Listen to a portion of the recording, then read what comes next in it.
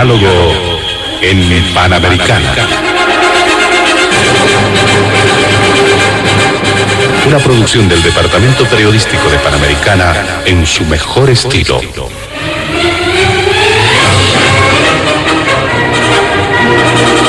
Entrevistas exclusivas sobre temas que crean expectativa general.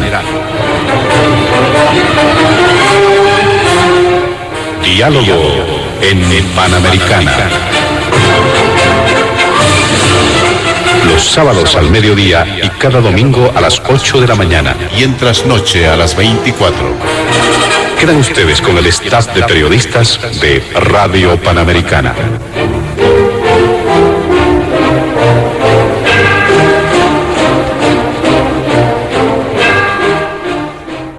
¿Qué tal, amigos de todo el país? Bienvenidos a Diálogo en Panamericana. En esta ocasión vamos a desarrollar el tratamiento de algunos temas que marcan agenda noticiosa en nuestro país. Y por ello hemos visto por conveniente incorporar algunos puntos para el tratamiento de este fin de semana. El primero tiene que ver con este conflicto reciente que se ha registrado a nivel de la Cámara de Diputados por una huelga de hambre que se había instalado en su momento y que también en el transcurso de la semana que ha concluido ha sido levantada la huelga de hambre de parte de diputados de la bancada del Movimiento al Socialismo que se identifican con la línea del expresidente Evo Morales.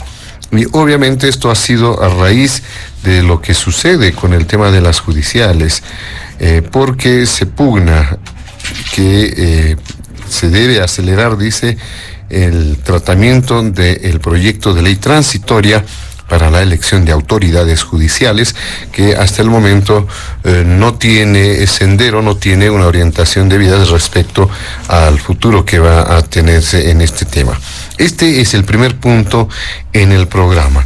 El segundo tiene también que ver con temas políticos, pero vinculados fundamentalmente con las decisiones internas, las pugnas internas en el Movimiento al Socialismo, que, dicho sea de paso, ha tenido mucho que ver con el primer punto que vamos a abordar. Pero también a esto hay que incorporar un otro elemento.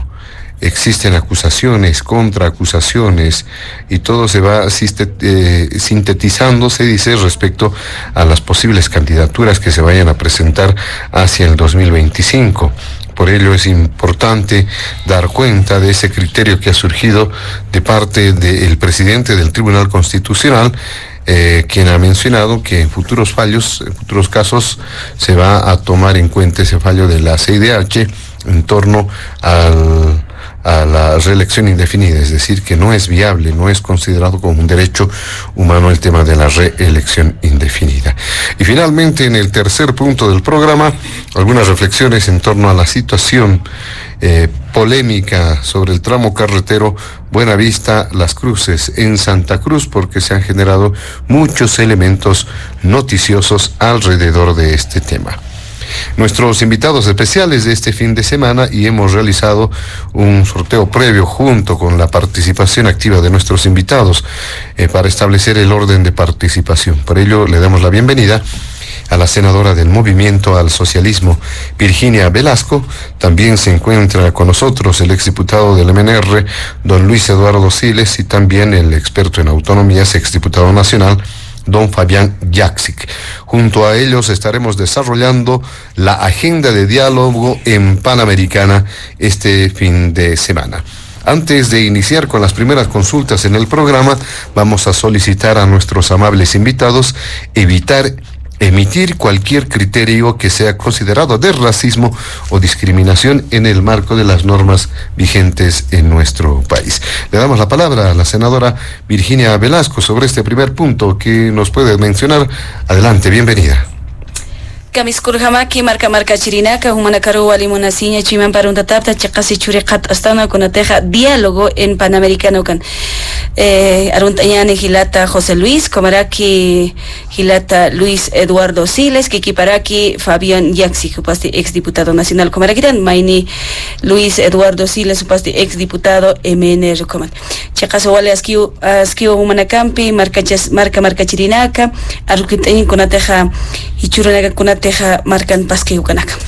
Yaquipan. José Luis, bueno, buenas tardes a todos y a todas. Adelante, respecto al primer punto para nuestra audiencia, hubo un saludo en el idioma aymara de parte de la senadora Virginia Velasco. ¿Qué nos puede decir sobre este primer punto? Bueno, José Luis, aquí los panelistas, los que estamos acá, nos tenemos que preguntar las competencias y atribuciones de los asambleístas como diputados y senadores. Y ahí un poco quiero recalcar qué trabajo realizamos como asambleístas en base a la Constitución Política del Estado Plurinacional. En el artículo 158 establece las atribuciones de la Asamblea Legislativa Plurinacional. Dice, aprobar autonómicamente los presupuestos y ejecutar y nombrar o remover su personal administrativo y atender todo el relativo a su economía y régimen interno. Los asambleístas tenemos que aprobar normativas, interpretar, decretar, abrogar, derogar, fiscalizar y además gestionar. Esa es nuestra atribución desde la Asamblea Legislativa Plurinacional.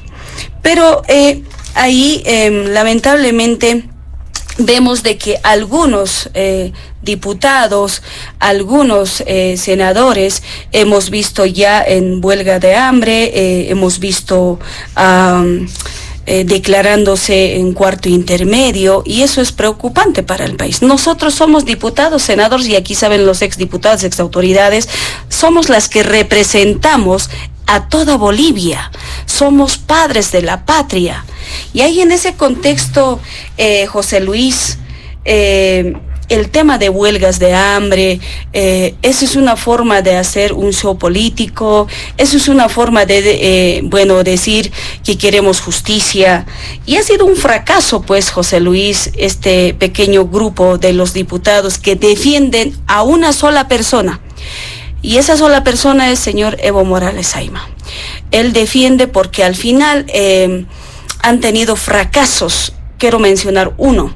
Uno ha sido su fracaso con la CETSUTCB, porque ellos querían tomar a golpes, con violencia, con discriminación. Incluso hubo golpes en Congreso de la CETSUTCB, y eso ha sido un fracaso, ¿no? Ha sido una derrota para ellos, porque ahora representa el compañero Lucio Quispe, que ha salido de Nación Aymara, que los aymares hemos retomado de más de 20 años, ¿no? Desde el Felipe Quispe, que en paz descanse. Eso ha sido una derrota. Segunda derrota para el país, para que el pueblo boliviano sepa, ha sido el tema de convocatoria a bloqueo de caminos a nivel nacional, ¿no? Han convocado y ahí lamentablemente no les ha surtido efecto igual. El pueblo ya no quiere bloqueos ni marchas, porque toda vez de que perjudica a la economía del país, al bolsillo del pueblo boliviano, y ahí ha sido otra derrota. Tercera derrota, fracaso total. Quisieron hacer una huelga de hambre, declarándose ahí los diputados, y un ataque ya desde la Asamblea Legislativa, una forma de desestabilizar a nuestro gobierno, a nuestro presidente Luis Arce Catacora.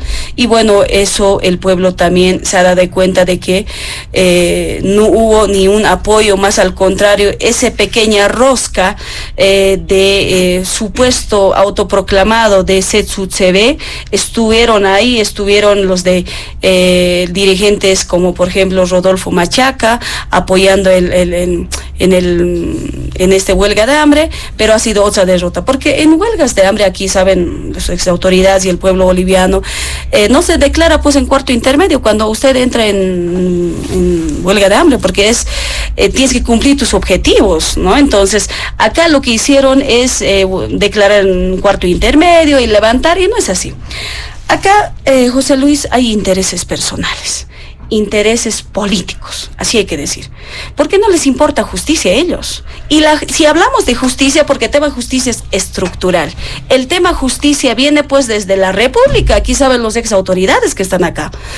El tema acceso a la justicia, el tema de elegir magistrados, magistradas al Tribunal Supremo de Justicia, Tribunal Constitucional, Tribunal Agroambiental, a Consejo de Magistratura, el tema de seguir con expedientes escriturados, costurados, el tema fiscalía, el tema EDIF, el tema de lucha contra corrupción, el tema de seleccionar a las mejores autoridades, y etcétera. Entonces es estructural. Tenemos desde la República, tenemos del Estado plurinacional en los 14 años, ahora hemos heredado lo mismo, pese a que se ha hecho esfuerzos, pero lamentablemente necesitamos avanzar en este tema de justicia. Y ahora bien, nosotros desde Cámara de Senadores, obviamente se aprobó una normativa, ya con falencias.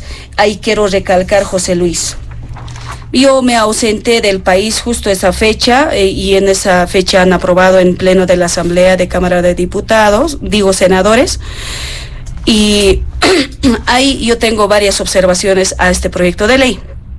En el artículo 7 del proyecto de ley aprobado del Senado, no le da esa voz ni voto a las organizaciones sociales ni a las universidades.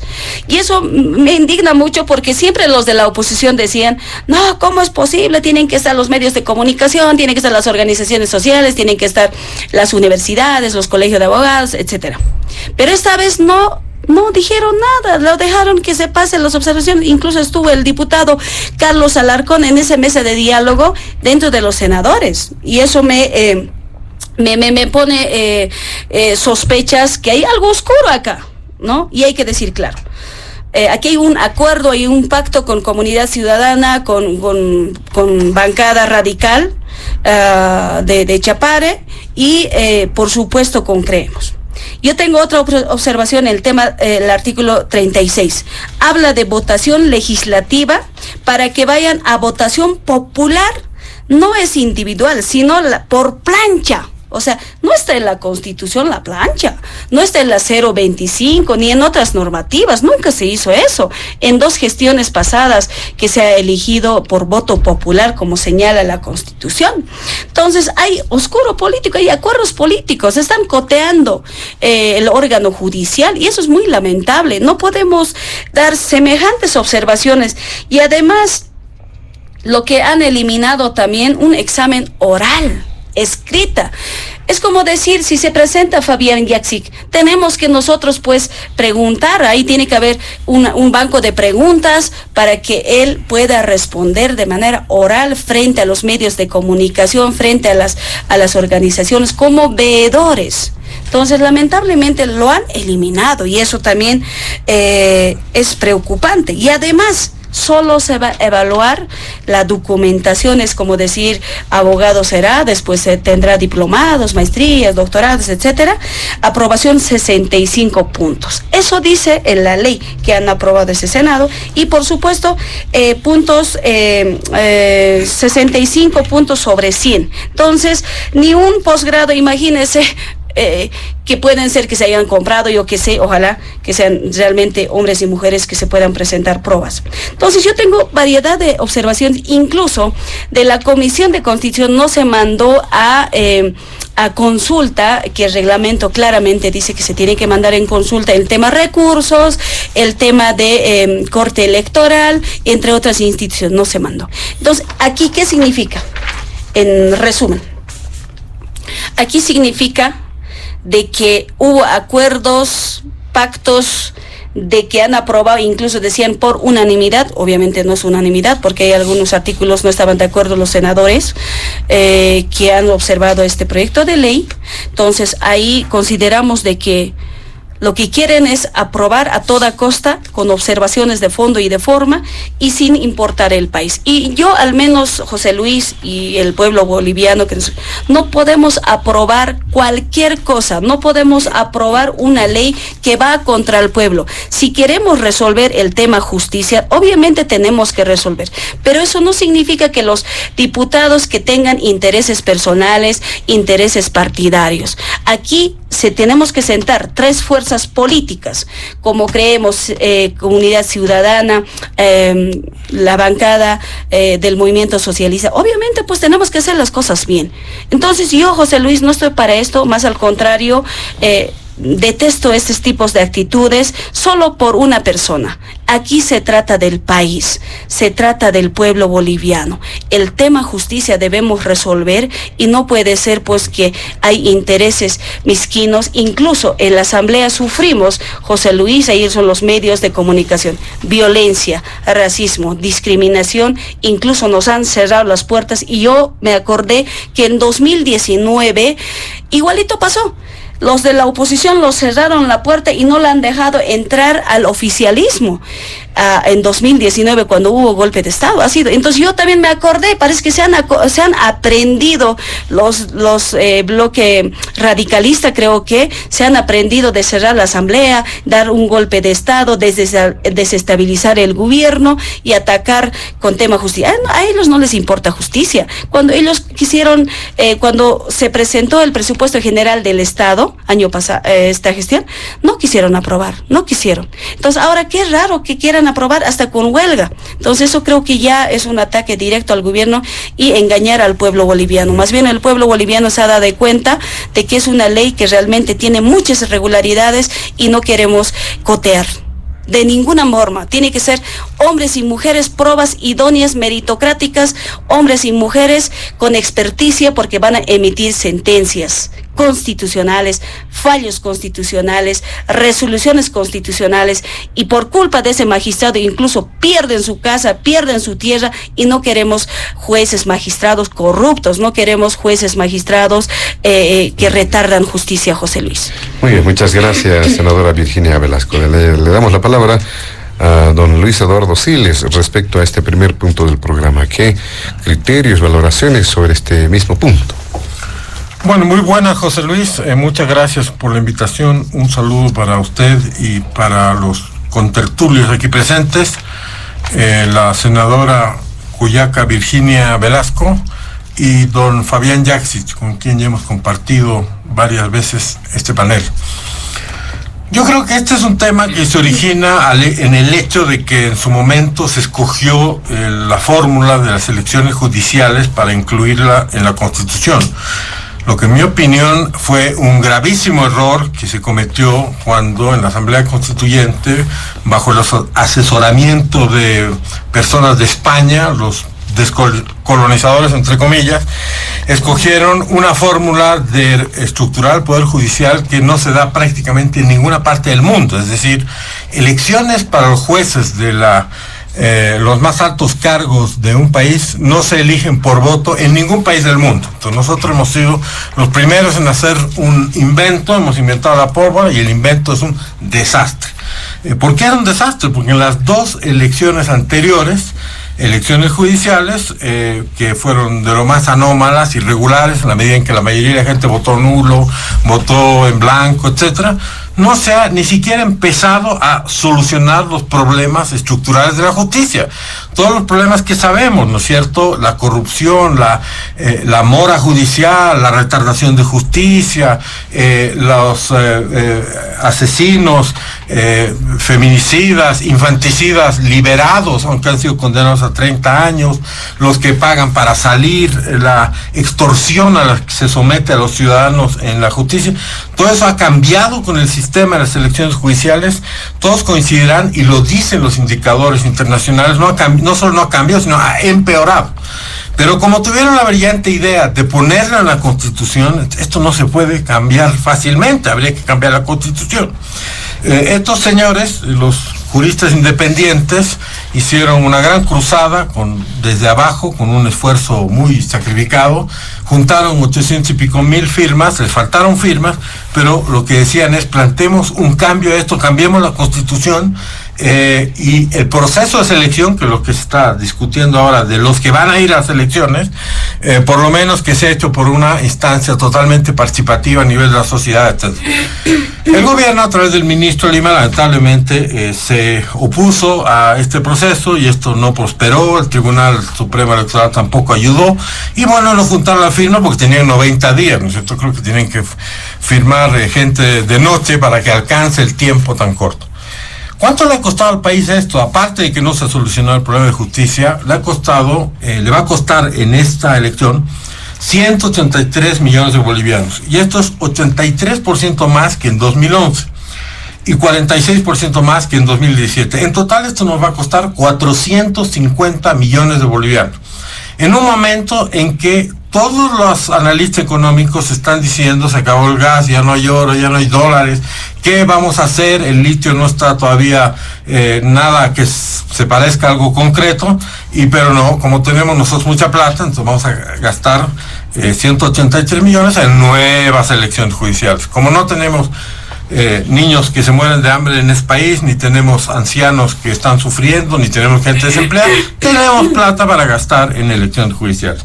Y esto realmente es una barbaridad. Entonces, yo coincido con la senadora cuando dice que los señores que están en huelga no están para solucionar todos estos problemas, no están porque quieren solucionar todos estos problemas, están simplemente buscando que se altere la agenda, que es una potestad del presidente de la Cámara de Diputados, alterarla mediante la presión, que de por sí es algo, digamos, ilegal, antidemocrático, para favorecer un proyecto político. El proyecto político, el retorno del señor Evo Morales, que quiere impunidad por las cosas que se hicieron en su gobierno y quiere que se zanje el tema de la reelección, que ya fue archizanjado, pues, fue zanjado no solo por la Corte Interamericana de Derechos Humanos, sino fue zanjado por todo lo que pasó después de su primera intención de repostularse. Pasó que los bolivianos se enfrentaron, pasó de que tuvieron el oficialismo que hacer fraude y hacer trampa en las elecciones para tratar de quedarse en el poder. Pasó todo lo que conocemos, ¿no es cierto? Es decir, pasó de que el país retrocedió en muchos aspectos, pero eso no le importa. Lo que él quiere a toda costa es volver a candidatear y volver al poder, y no importa ningún argumento, no importa que es el presidente que más tiempo estuvo durante en la historia de nuestro país, no importa que tiene sindicaciones y acusaciones muy graves de todo tipo, económicas, de estupro, del mar, del Silala, de corrupción, de malversación, de medio ambiente, no importa nada. Lo único que le importa es volver al poder, a como dé lugar, no importa Bolivia, no importa Sudamérica, no importa el mundo, no importa la galaxia entera para hacer una imagen de hipérbole. Lo único que importa es que él tiene que volver al poder. Yo creo que en ese sentido la actitud de la bancada, digamos, del movimiento al socialismo que representa al señor Arce está de alguna manera contribuyendo a que esto no ocurra, y desde ese punto de vista esto es bueno, porque el señor Arce nos habrá dejado sin gas, nos ha dejado sin oro, nos ha dejado sin dólares, pero si encima nos deja sin Evo Morales, yo creo que le hace un favor que no compensaría las pérdidas anteriores, pero le haría un favor a Bolivia, porque no es justo que todo gire alrededor de una persona, no es justo que todo gire alrededor del ego monstruoso, gigantesco de una persona. O sea, no es justo que todo el país tenga que estar en vilo por una sola persona, que tuvo el poder como nadie lo tuvo en la historia de este país, que controló el poder ejecutivo, legislativo, judicial, que controló los medios de comunicación, que tuvo una cantidad de plata que es el equivalente a que llovía plata en esa época. Tuvo todo y no le satisface, no es suficiente. Entonces, capaz de que Bolivia explote con tal de volver al poder. Entonces, yo cierro con eso. Yo creo que hay que recalcar, estos señores que están en huelga de hambre, no están en huelga de hambre porque le molesta la pobreza de los niños pobres, no están en huelga de hambre porque quieren que se detenga la violación de los derechos humanos de los presos políticos, por ejemplo el señor Apaza, que lo torturan delante de todo el país y nadie dice nada. No están en huelga porque están preocupados por el mercurio que está contaminando el norte paseño. Están en huelga y tampoco por la justicia, ¿no es cierto? No les interesa la justicia, solo quieren impunidad y reelección, y por eso están en huelga de hambre. Y recurren a métodos que ya son conocidos, que todo el país los conoce, memoria del señor Morales. Esto los utilizó antes de llegar al gobierno, los utilizó durante su época en que fue presidente, y los utilizó después y los utiliza ahora, que consiste en bloquear, amenazar, extorsionar, sacar gente a la calle. Ya intentaban de que haya gente en el Alto en huelga de hambre, vamos a bloquear si no nos dan nuestro gusto, etc. Eso ha hecho que el país retroceda desde todo punto de vista, y a eso hay que decirle basta. porque creo que así nunca vamos a poder enfrentar los problemas que se vienen, que son muy grandes, son económicos y son de todo tipo, son grandes desafíos que el país tiene y no podemos estar permanentemente lidiando con el chantajista en jefe, chantajeando a todo el país de ser Chapare porque no se le da a gusto a él en lo que quiere. Muchas gracias, don Luis Eduardo. ¿Qué dice usted, don Fabián Jaksic, también respecto a este primer punto, esa huelga de hambre, bueno, que ha sido levantada, ¿no es cierto?, el pasado miércoles de parte de diputados evistas, ese conflicto que se va generando y obviamente el tema de las judiciales, que ha sido, bueno, el factor, dicen, o el elemento central que ha sido utilizado, que ha sido mencionado para todo este conflicto. Adelante. Gracias, José Luis, un saludo a ti como anfitrión, a la senadora Virginia Velasco, al exdiputado Luis Eduardo Siles. Un gusto compartir con ustedes esta tertulia. A ver, yo quisiera empezar con una afirmación de la senadora de que esta huelga de hambre y este conflicto en diputados preocupa al país. Yo creo que no preocupa a nadie. A nadie le interesa que diputados del MAS entre azules se empiecen a pelear. Algunos hacen una grotesca huelga de hambre que no tiene ni pies ni cabeza. Lo que sí le debe estar interesando al país es por qué sucedió todo esto.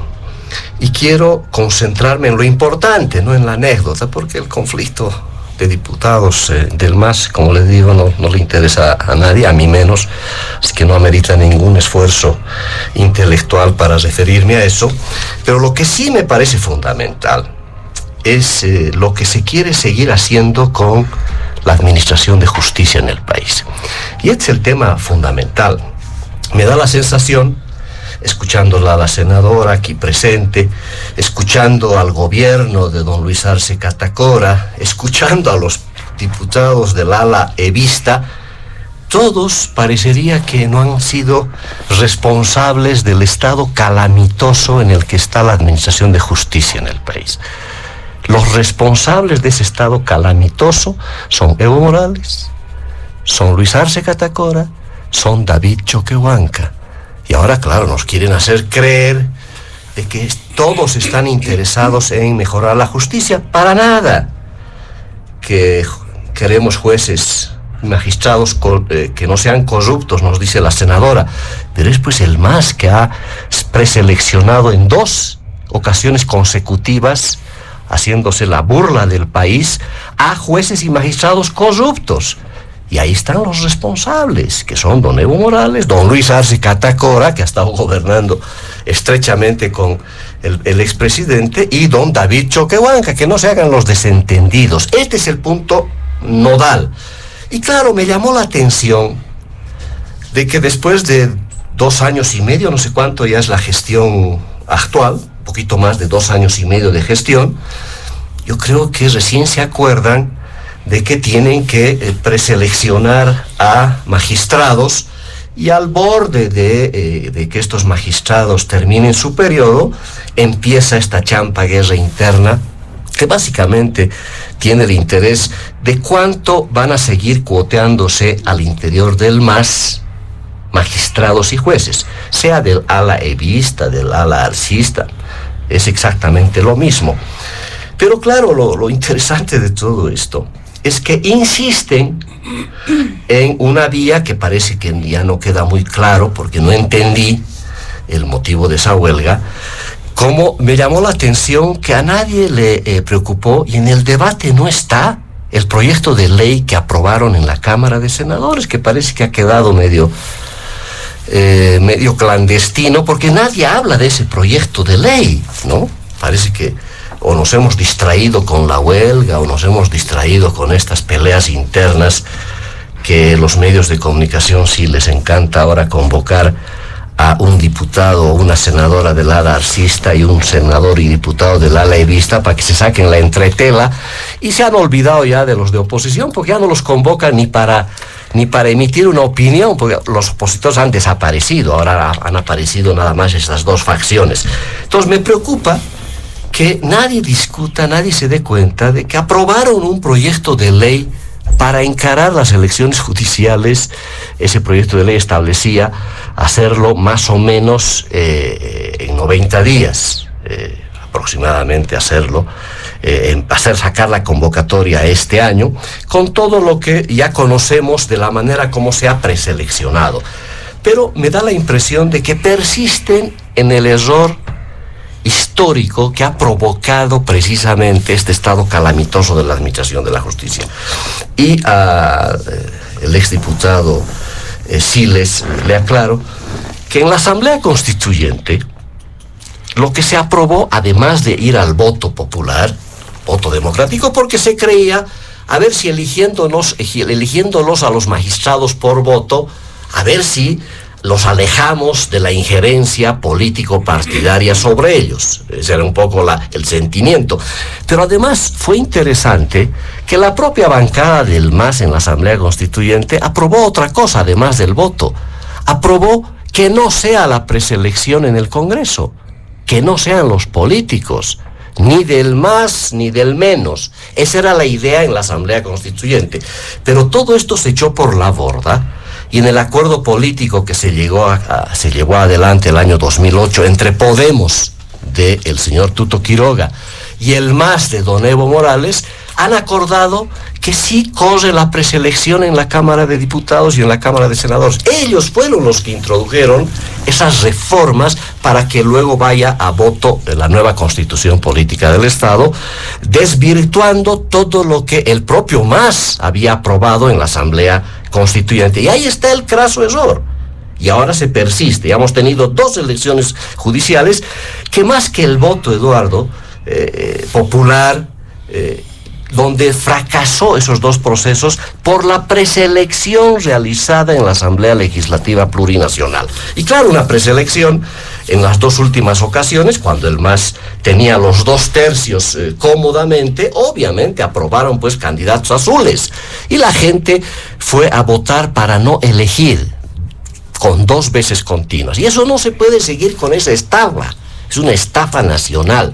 Y claro, me llamó la atención de que en el Senado se aprueba un proyecto con la misma característica de los anteriores 2 procesos. Y me llama la atención de que Comunidad Ciudadana y Creemos han aprobado ese proyecto de ley.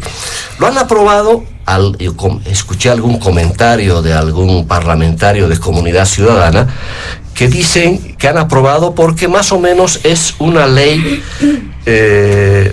posible. Esta es una ley posible, no es una ley ideal. Más o menos parafraseando a lo que nos decía don Víctor Paz Estensoro, que la política es el arte de lo posible. Ese es el justificativo.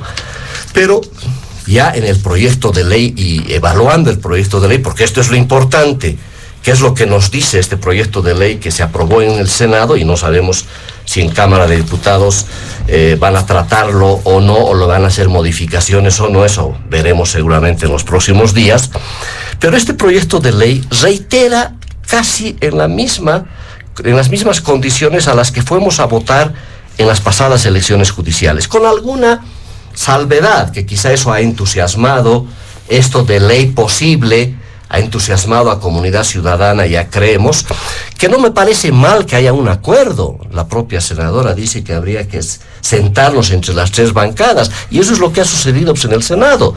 Un acuerdo entre el MAS, Comunidad Ciudadana y Creemos, que no debería ser malo, eso debería ser lo lógico que suceda en el país, que hayan acuerdos de este tipo.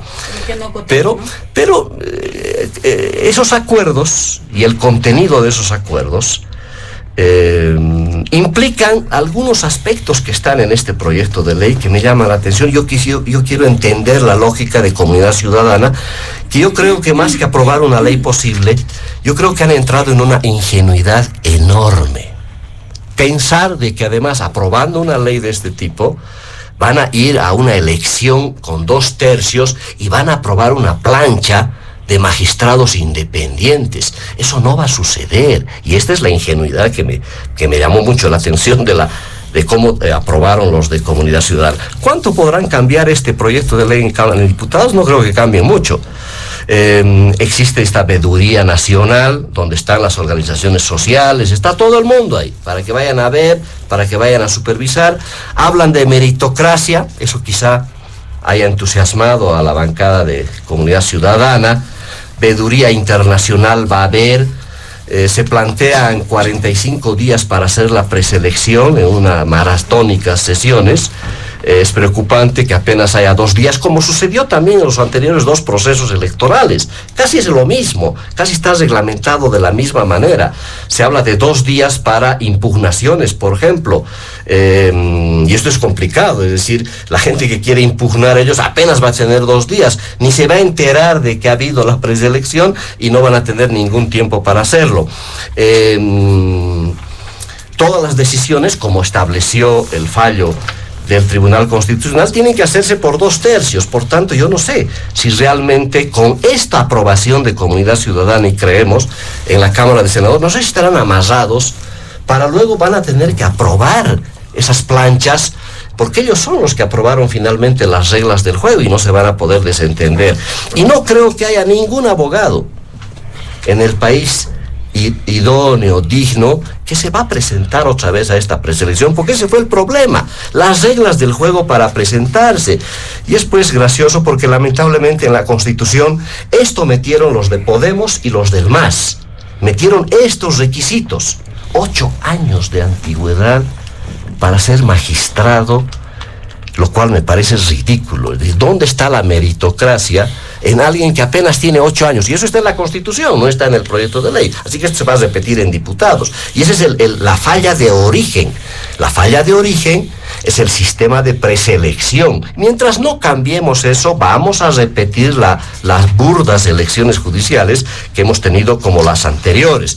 Evidentemente, lo que dice la senadora, cuando hablamos de meritocracia, dice que se va a aprobar aquellos que hayan obtenido 65 puntos. Es como en el colegio o en la universidad, sí, casi raspando, ¿no? Cuando en las universidades y en los colegios se califica la excelencia, el mérito, por encima del 90% por lo menos.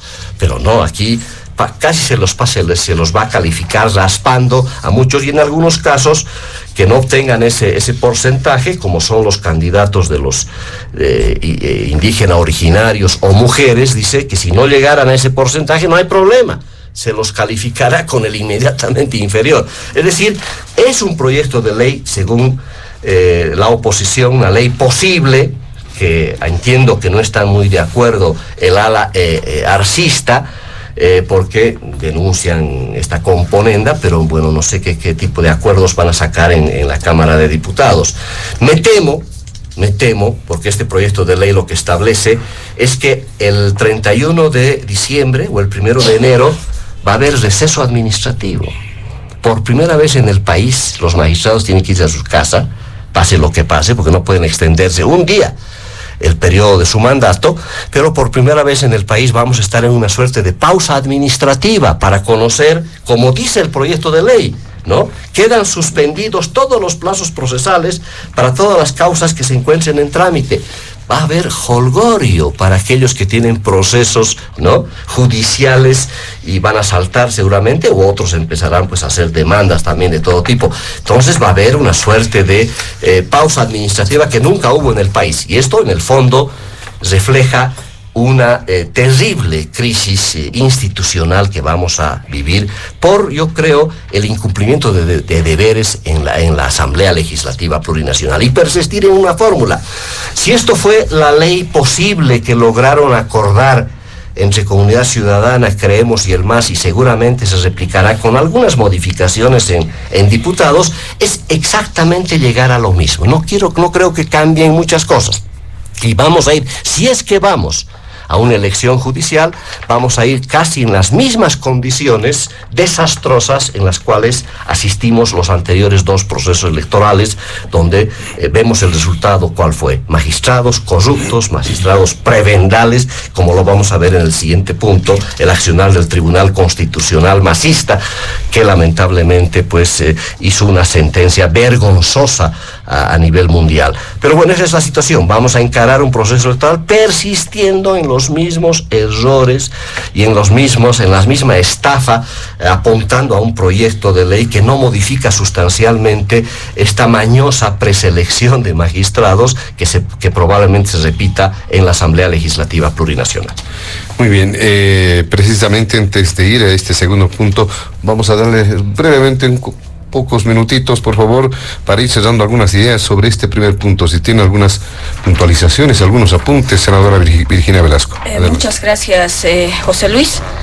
Sí, quiero recordar al compañero Fabián Yasek, porque él ha sido pues viceministro de descentralización 2006-2008. Ha habido un acuerdo, una alianza pues sin miedo con Juan del Granado, con Evo Morales, y tú también eres del MAS, así que no te hagas compañero. Y también ha sido igual, diputado nacional elegido igual, alianza con el MAS, con Sin Miedo, así que hablar cosas del MAS, no, has sido tú también, has sido parte del MAS. A ver, el tema justicia, si bien hablamos, si recordamos de antes, ¿cómo se coteaban pues el MIR? ¿Cuánto cupo tenía? Usted sabe mejor que yo, porque tú eres mi mayor. ADN, igual, ¿cuánto coteaba? Cupos tenían ahí, y por eso cuando tú eres viceministro, ya estaba en la Asamblea Constituyente, ya estaban las participantes, todo eso, han incorporado esa lucha de las organizaciones sociales, el voto popular. Decía, no, ya muchos se han coteado, los miristas, adenistas, MNRistas, entonces mejor ya no. Haremos el cambio. Mejor en la Asamblea Legislativa que preseleccione los mejores postulantes entre hombres y mujeres, que haya esa equidad de género, que esa participación de diferentes sectores y que realmente elijamos por voto popular. Y ahí puede ser un error. Nadie somos perfectos en esta vida, sí, pero yo considero de que acá necesitamos trabajar ahora más que todo en la Asamblea Legislativa, no solamente para sentarse en esta comisión de diálogo para hacer pasar semejantes barbaridades. No, yo no estoy de acuerdo. Como abogada, no estoy de acuerdo, porque no puede ser que engañemos al pueblo. A mí, ¿cuándo se ha hecho de plancha? Si la oposición reclamaba exclusivamente para que el tema del defensor del pueblo, tema de la Contraloría, decían no, tiene que ser entrevista oral, escrita, y etcétera, etcétera, y ahora dicen, no dicen nada, calladito nomás, y por unanimidad todavía, compañeros, que sepa el pueblo boliviano. Entonces consideramos de acá si son magistrados corruptos de pasada gestión, obviamente esos corruptos tienen que estar en la cárcel. Tienen que estar en la cárcel. Jamás vamos a permitir de que estafen al pueblo boliviano. Y nosotros, como gobierno de nuestro presidente Lucho Arce y David Choquehuanca, necesitamos nosotros revertir. Y hemos dicho en las campañas, vamos a corregir los errores que hemos cometido de los 14 años. Y lo estamos haciendo, Fabián. Lo estamos haciendo. Y lo voy a hacer yo. Yo por eso estoy reclamando estas observaciones. Porque si no, me estaría callando. Y no estoy para callarme. Gracias. Muy bien, muchas gracias, senadora Virginia Velasco. Don Luis Eduardo Siles, algunos apuntes, puntualizaciones sobre este primer punto. Bueno, nos dice aquí nuestro amigo Fabián de que en la Asamblea Constituyente querían encontrar un mecanismo para excluir de la esfera política a las designaciones judiciales de alto nivel, y se fueron a conseguir el método más político por excelencia, ¿no es cierto? ¿Cuál es una elección? Es decir, y esto es en el fondo contra natura, ¿no es cierto? Por eso es que no es frecuente en el mundo, o prácticamente no existe en el mundo. Porque un juez no puede salirse a hacer campaña, voten por mí, yo les voy a cortar la cabeza más rápido, yo no voy a servir a la ley sino al elector. Eso hace un político, entonces no lo puede hacer un juez. Es por eso que estas elecciones, al que las craneó, digamos, al que las propuso, yo creo que la historia y otras instancias los deberían juzgar, porque lo que han creado es un adefesio. Sería como escoger al piloto del avión o al piloto de la flota por voto. escogeremos al piloto del avión. ¿Quién va a manejar el avión? Por voto. No puede ser, porque tiene que manejar el que sabe manejar el avión, el que sabe manejar una flota. Es lo mismo cuando escogemos un juez, tiene que ser una persona que conoce exhaustivamente, que tiene años de experiencia, que es una persona que ya por su edad ya tiene una situación de respeto. Hasta en las culturas originarias se respeta a las personas mayores, que ya están más tranquilos porque ya son mayores, ¿no? Entonces, y aparte de tener la edad, tienen la experiencia, la sabiduría para ejercer su función de juez. Entonces, es por eso que no se puede elegir por voto a los jueces, y por eso que esto no se hace, y haberlo puesto en la Constitución es amarrarse de pies y manos para no poderlo cambiar o cambiarlo con mucha dificultad. Y se debería establecer quiénes son los que han causado este daño, porque es un gran daño al país, que repito, si se hubiera traducido en que la justicia mejoró, bueno, ¿qué estaríamos diciendo? ¿No? La justicia mejorada, ya una maravilla, pero no es así, la justicia empeoró. Nuestra amiga la senadora nos dice que antes se cuoteaban. Efectivamente, antes se cuoteaban, como lo hacen ahora, mi querida senadora. Ahora se cuotea la CSUTV, la COP, el Movimiento Social A, el Movimiento Social B, los del Alto. Hasta una época el Ministerio de Salud era cuota de Cuba, de otro país, porque ahí estaban todos los médicos cubanos, etcétera. Han reemplazado ese cuoteo por otro cuoteo. Y en el cuoteo anterior, un poco había el pudor por parte de los partidos políticos de escoger a personas que eran eminencias en sus respectivas áreas, ¿no es cierto? Eran personas que eran lo mejorcito que podía haber en términos de derecho, de formación, de capacidad, de experiencia, etcétera. Y ese sistema era abierto, era público, se veía, los parlamentarios votaban, proponían, nos ahorrábamos 500 millones de dólares, y en el fondo, de bolivianos, y en el fondo no era tan, no era perfecto, ni mucho menos, ni estoy proponiendo que se vuelva a él, pero era un sistema que era el menos malo.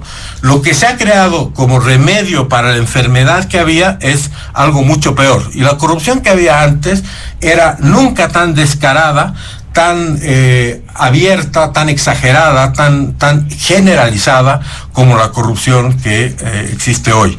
Entonces yo creo que hemos cambiado un sistema malo por uno mucho peor, y que el tema del cuoteo se reproduce a otros niveles, a los niveles que acabo de señalar. Entonces, en el fondo es lo mismo, con la diferencia que no tiene la transparencia, ¿no es cierto? Porque no se sabe, todo es por debajo, todo es, charlaremos sin que sea público, sin que sea transparente, sin que sea conocido.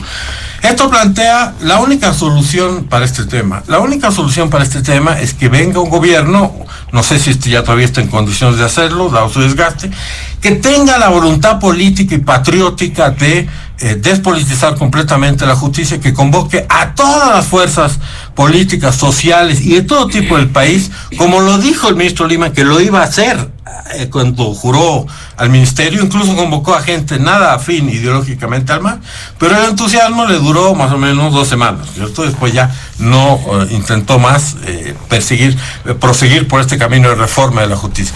Si no reformamos la justicia, no hay seguridad jurídica, no hay posibilidades de inversiones, no hay posibilidades de resolver nuestros conflictos, que son muchos, y lo único que hacemos es profundizar la crisis estructural de la justicia boliviana, que sale en todos los diagnósticos que se hacen a nivel internacional como el principal problema de Bolivia. Entonces, este gobierno, si realmente quiere corregir, como usted dice, los errores del anterior gobierno del MAS, tiene que empezar por hacer una reforma de la justicia, una reforma de buena fe, una reforma sacándose, digamos, el sesgo político, y sacándose que su primer objetivo es acabar con la corriente vista, que, repito, me parece un buen objetivo, pero que desde el punto de vista del país es diferente de reformar la justicia.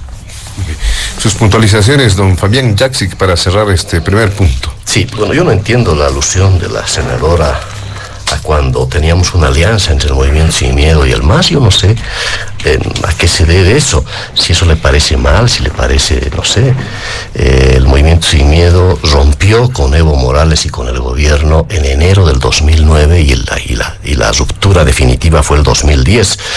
Hemos sido parte, yo he sido viceministro de la primera gestión de Evo Morales, y por supuesto hemos apostado al proceso de cambio, hemos apostado a la posibilidad de encarar la crisis partidocrática que se se vio en el país el año 2005, pero ya el 2009 y el 2010 ya veíamos elementos autoritarios de corrupción y no nos equivocamos, rompimos el año 2010, pero a diferencia de nuestra senadora, que era ministra de Justicia, es decir, corresponsable de la calamitosa situación de la Administración de Justicia, y no puede, pues, doña Virginia Velasco, por su juventud, hacerse la desentendida de la situación de la justicia en el país. Usted ha sido ministra de Justicia, por tanto, corresponsable de la situación calamitosa en la cual nos están dejando y nos quieren seguir dejando la Administración de Justicia en el país. Pero bueno, yo reitero, aquí hay un problema crítico, y no es con una nueva elección judicial que lamentablemente no creo que resolvamos el problema. Y esto está en veremos, la convocatoria que va a haber o no va a haber en la Asamblea Legislativa Plurinacional, porque claro, tantas acusaciones entre ellos, uno ya no sabe si va a haber elección o va a haber por decreto, ¿no?, la posesión de algunos magistrados. Lo que está claro es que no puede haber cefalías indefinidas de magistrados. Alguna cosa van a tener que hacer, pero lamentablemente, y el hecho de que se tenga un proyecto de ley, que seguramente lo van a modificar en la Cámara de Diputados, ojalá corrigiendo varias cosas, y yo no sé si realmente van a poder lograr una ley posible y no una ley ideal. La ley ideal, ¿cuál es? Porque está en la Constitución, y la gran traba fue, y lamentablemente, el hecho de que los juristas independientes no hayan logrado la posibilidad de una reforma constitucional, porque el camino sigue siendo eso. Hay que acabar con la repartija de la Administración de Justicia que el MAS se aprovechó en las últimas 2 elecciones judiciales. Hay que acabar mínimamente con la preselección en la Asamblea Legislativa Plurinacional. Y si elegir de manera democrática es un error, habrá que, pues, plantearle una discusión en la Asamblea Constituyente o en una reforma constitucional. Pero el peor error de todo esto precisamente ha sido distorsionar lo que se esperaba con una elección popular y con una preselección partidocrática. Es decir, no condice una cosa con la otra, y eso habrá que revisar. Pero el camino no es otro que ir a una reforma constitucional para acabar con la situación calamitosa de la justicia, cuyos responsables, pues, continúan gobernando en el país. Muy bien, muchas gracias, don Fabián Jaxi. Vámonos al segundo punto de diálogo en Panamericana, que de alguna forma tiene relación con el primero, porque ya vamos a hacer referencia de manera franca a lo que ocurre internamente en el movimiento al socialismo, aunque las aguas se han ido diferenciando cada vez más, se dice que esta situación es muy irreconciliable y que a futuro tiende a ser aún peor. Existen acusaciones, contraacusaciones entre las dos alas del MAS. Esto ha llegado a denuncias, a anuncios de procesos judiciales incluso, y sobre esto habrá que incorporar un elemento que ha sido conocido recientemente en los últimos días respecto a ese criterio que ha sido emitido por el presidente del Tribunal Constitucional, Paul Franco, quien afirma que en futuros casos se tomará en cuenta ese fallo de la CIDH sobre el tema de la reelección indefinida. Está claro que a nivel internacional este organismo ha mencionado que no es un derecho precisamente, no es un derecho humano el tema de la reelección indefinida, por lo cual a futuro se podrá observar este tema. Pero ya desde sectores que acompañan al expresidente Evo Morales han manifestado que esto es un anuncio, una especie incluso de globo de ensayo para ver cuál podría ser la orientación a tomar ante una eventual inhabilitación. Ellos lo leen así, una eventual inhabilitación en la candidatura del expresidente Evo Morales. Empezamos con usted, senadora Virginia Velasco. Adelante. Muchas gracias, José Luis. Mira, yo he sido ministra de Justicia, pero lo he hecho bien, porque hay salas constitucionales en cada uno de los departamentos, y eso es un logro. Segundo, el modelo de gestión, donde ahora están las audiencias electrónicas, notificaciones electrónicas, lo hicimos. Sí lo hicimos. Hay normativas que hicimos en favor de las mujeres, en favor de los niños, sí lo hicimos. De eso soy orgullosa como mujer de Pollera, porque yo creo que acá se trabaja con hechos y no vamos a cambiar de noche a la mañana. Como le decía, desde República, el Estado plurinacional y actual, tema justicia es estructural, acceso a la justicia, el tema de corrupción, retardación, elección, y etcétera, etcétera. Entonces, así que yo creo que es clarísimo. Ahora bien, nosotros en el punto 2, en las pugnas políticas, nosotros no estamos, José Luis, en las pugnas políticas.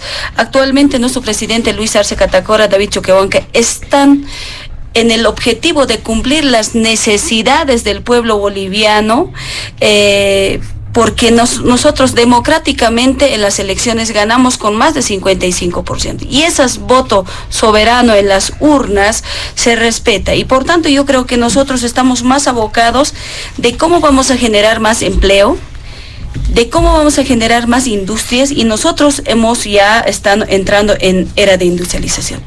El tema litio, inversión en urea, de seguir exportando y seguir teniendo mejores ingresos. Hoy en día, aquí saben los compañeros, no tenemos industrias en Bolivia, ni de antes ni de ahora, y si tenemos poco, y eso hay que admitir desde antes, desde la República, de anteriores gobiernos, no lo tenemos. Y yo creo que acá el tema de las industrias va a generar más economía. Todo hoy en día importamos, hasta colino, cepillo, desde aseo hasta en la cocina, todo importamos. Entonces nosotros, Bolivia, tenemos mucha riqueza en cada uno de los 9 departamentos, en las regiones, en los 347 municipios tenemos. Y en eso nosotros necesitamos seguir trabajando para que podamos seguir mejorando la economía. Ese rato decía, el tema dólar tenemos problema a nivel mundial. El tema de Ucrania, el tema de guerra de Rusia-Ucrania nos ha afectado absolutamente a todos y a todas, y no solo a Bolivia, y eso es clarísimo. Nosotros seguimos subvencionando el tema de diésel y gasolina, seguimos en la baja inflación en nuestro país. Hay otros países que lamentablemente están con alta inflación. Entonces nosotros seguimos todavía en tema de subvención, la gasolina que cuesta 3.70 bolivianos. Entonces consideramos de que pese de COVID-19, pese de la guerra de Ucrania-Rusia, entre otros problemas, hemos sabido salir adelante, dando esa estabilidad económica, seguir avanzando en tema de industrialización. Y por supuesto, hay falsas acusaciones, José Luis, si bien tú decías, ¿no? Pugnas políticas, acusación. Falsas acusaciones sin pruebas, como se dice los abogados que manejamos, pruebas fehacientes, pruebas idóneas, realmente una prueba que realmente pueda decir esto es verdad, sin un elemento de convicción. Es como decir, me ha dicho, me ha llamado, me han informado, me han visitado y me han dicho. Eso no es elementos de convicción. Si uno que tiene que denunciar, tiene que hacer con elementos de convicción y a instancias correspondientes. Ahí está la fiscalía, ahí está el órgano judicial, y puedo pues que se investigue. Entonces son acusaciones falsas, y lamento decir eso. Yo creo que ahí considero de que no pueden seguir desprestigiando la gestión de nuestro presidente Lucho. Estos días nomás hemos visto en Cochabamba se ha entregado plantas procesadoras de piña, de banano, estamos entregando otras plantas de piscícola.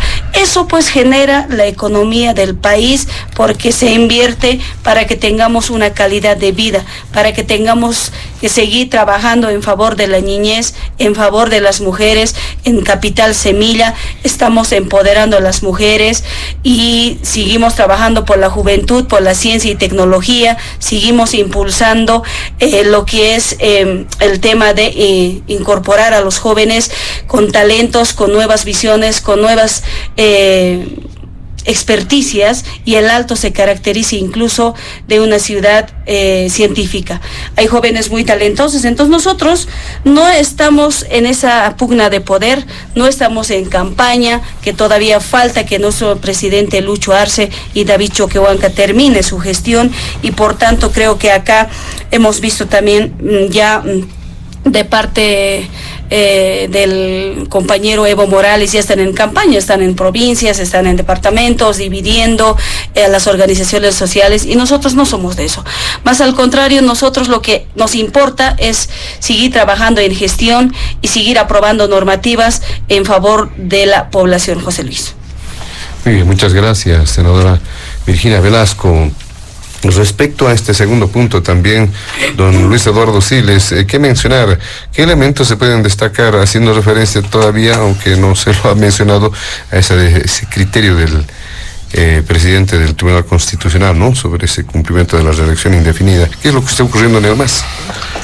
Bueno, yo creo que durante un tiempo se debatió si estas contradicciones, estas diferencias entre los militantes, los dirigentes, los diputados del MAS, senadores, ¿era algo de verdad o era de mentira? ¿Era una puesta en escena o era un teatro? Yo creo que a medida que va pasando el tiempo y se ve la intensidad del enfrentamiento, todos los que decían que era una mentira, bueno, pueden ver que es bastante verdad, porque ya no existe campo alguno que no se hayan mencionado entre ellos y acusaciones que no hayan intercambiado.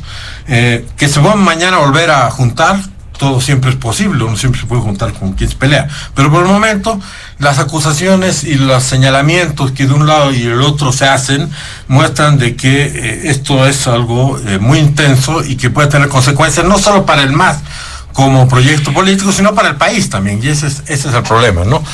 Cuando, por ejemplo, un cierto número de diputados bloquea un préstamo, bloquea una gestión, obviamente ahí está perjudicando no solo al gobierno, sino también está perjudicando al país. Y esto creo que ocurre porque un poco el ciclo masista ha concluido, ¿cierto? El espíritu, el ajayu del MAS ya no está ahí, ya no está como estaba al principio, ¿cierto? Son muchos años en que han podido hacer muchas cosas y son muchos años donde no se han hecho esas cosas. El gobierno de Evo Morales estaba acostumbrado a que haya muchos recursos y ahora esos recursos ya no hay. Es más, el núcleo del modelo, entre comillas, masista era el gas, los recursos de hidrocarburos que se sembraron antes de que el MAS llegue al gobierno, y ellos se encargaron de la cosecha, ¿no es cierto? Todos los bolivianos, que muchos tenemos un origen rural, sabemos de que hay que sembrar y después cosechar. Bueno, ellos llegaron a la cosecha nomás, cuando se cosecha y uno celebra la cosecha, pues se gasta la cosecha, pero no volvieron a sembrar. Conclusión de eso, hoy día ya no tenemos gas ni para el consumo interno a partir de 2030, o sea, dentro de 7 años ya no habrá para el consumo interno, salvo que se produzca algún milagro. Pero eso fue sumamente irresponsable en términos de la política hidrocarburífera, gastarse los frutos y no sembrar.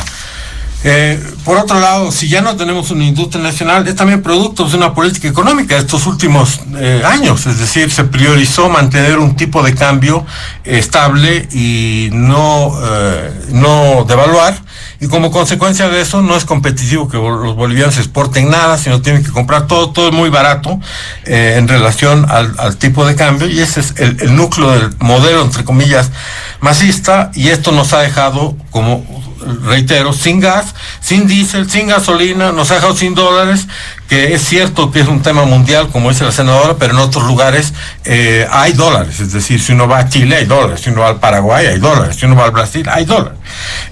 Tampoco tenemos reservas, tampoco tenemos oro y tampoco tenemos ya patrimonio medioambiental, porque lo estamos destruyendo con gran entusiasmo. Entonces, esto hace de que esta confrontación entre evistas y arcistas no es necesariamente ideológica, ¿no es cierto? Simplemente por un espacio de poder, porque no vuelva el señor Morales. Lo analizamos en el primer caso, y las acusaciones, como veíamos, incluyen los temas de narcotráfico, de decirse terroristas, conspiradores, golpistas.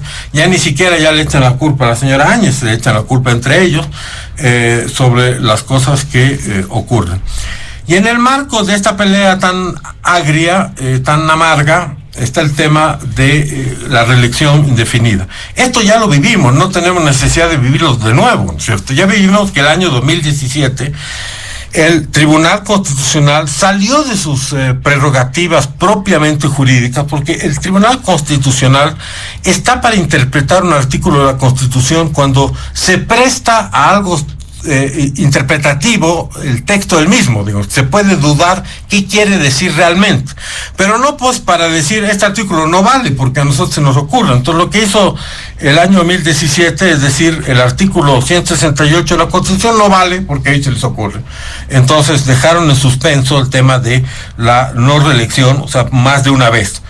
Y hicieron eso y ahí se armó todo lo que se armó, que ya lo vivimos, ¿cierto? Ya vivimos que después de eso tuvo que haber el momento del fraude, que fueron las elecciones de 2019, la renuncia y fuga del señor Evo Morales hasta México, el retroceso en términos de inestabilidad, el padecimiento de todo el país durante la pandemia, los heridos, los muertos que hubo producto de todos estos enfrentamientos, el fallo de la CIDH absolutamente categórico, y ahora queremos volver a lo mismo. El señor Chávez, ex procurador de realmente triste memoria como procurador, a horas de haber sido sacado de ese cargo, se presenta como abogado del señor Morales a volver a argumentar que el fallo del CIDH no es como todos lo interpretan, sino como ellos lo interpretan, o sea, él y su cliente, y que Evo Morales se puede volver a repostular. Todo vuelve a girar alrededor de eso.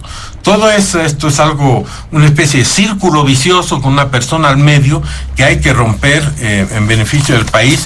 Y no se puede seguir utilizando a las instancias judiciales como el Tribunal Constitucional y a la ley como instrumentos que se pueden torcer y doblar a conveniencia del interés político. Yo creo que no se diferencian en mucho evistas y arcistas, no se diferencia. El señor Arce ha sido todos esos años ministro del señor Morales, responsable, corresponsable de las cosas malas y buenas, si las hubo, que hicieron durante ese gobierno. Esto dicho, ahora él, aunque también se puede observar las elecciones del 2022, de hecho se lo ha hecho, es el presidente y está en su derecho de aplicar sus políticas y hacer lo que tiene que hacer, porque él es el responsable de la conducción del país y que por lo tanto hay que dejarlo hacer lo que dentro del marco de la ley y su visión tiene que hacer, y no puede estar nadie hostigando, permanentemente acosando, permanentemente insistiendo por una forma, de otra forma, para perjudicar la gestión, que es lo que hace el señor Morales y que es lo que a todas luces tiene la intención de seguir haciendo. Y después nos salen con argumento pseudo jurídico de decir, no, pero ya no le prohíbe, pues no son dos, ya ha saltado un periodo de Evo Morales, por tanto ya no se aplica el hecho que son dos periodos continuos. Sí, pues, pero hay un tema más allá de lo jurídico, moral, pues, es decir, este señor es acusado de muchas cosas, es indicado de muchas cosas. Por un lado, se fugó del país siendo presidente, fue acusado del bloqueo del oxígeno con 40 muertos, tiene muchos muertos en su haber, 130, despilfarró 55,000 millones de dólares. Todos esos son argumentos para decir que ya basta. Él mismo dijo que se iba a ir a su casa, dijo que se iba a ir con una quinceañera, que significa lo que significa, etcétera, y a pesar de haber dicho eso, quiere insistir, y esto no hay derecho. O sea, se tiene que apiadar el señor Morales de este país, porque si no, el país no se va a apiadar de él. Muy bien, gracias, don Luis Eduardo Siles. ¿Qué dice en este segundo punto don Fabián Jaksic? ¿Qué es oportuno destacar? Bueno, estas pugnas políticas, como las llamas tú, y nuestros amigos de Panamericana en el temario, acusaciones, contraacusaciones, entre masistas, unos se acusan de quién es más narcotraficante que el otro, quién es más corrupto que el otro, y tiene el origen de una profunda crisis política larga del movimiento al socialismo.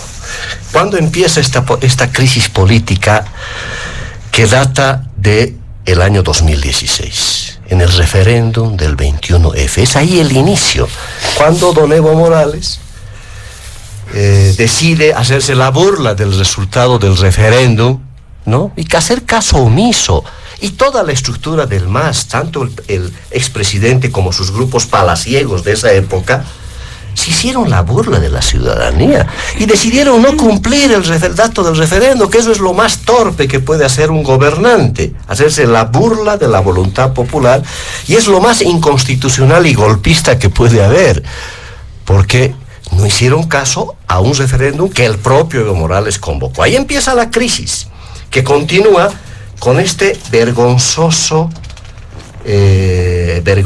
sentencia constitucional del 2017 que le ha dado el amparo constitucional a esta torpeza realmente grotesca, grosera, de pretender de que la reelección indefinida es un derecho humano. ¿Quiénes son responsables de esa sentencia? El propio beneficiado de esto, don Evo Morales, don Álvaro García, todo ese entorno palaciego de abogados, asesores, ministros, viceministros, y por supuesto, quienes activaron esta sentencia, que son, claro, los vocales del magistrados del Tribunal Constitucional de esa época, que han sido becados por todos los gobiernos y por el actual también. La señora Mirta Camacho, Rudy Flores, que no nos olvidamos de estos personajes, Macario Lahor, Osvaldo Valencia, Zenón Bacallesa, Neldy Andrade, los vocales del Tribunal Supremo Electoral, que también avalaron todo esto para que Evo Morales siga siendo candidato. Pero además, los diputados que accionaron esta acción de inconstitucionalidad abstracta, pidiéndole al Tribunal Constitucional que haga eso precisamente.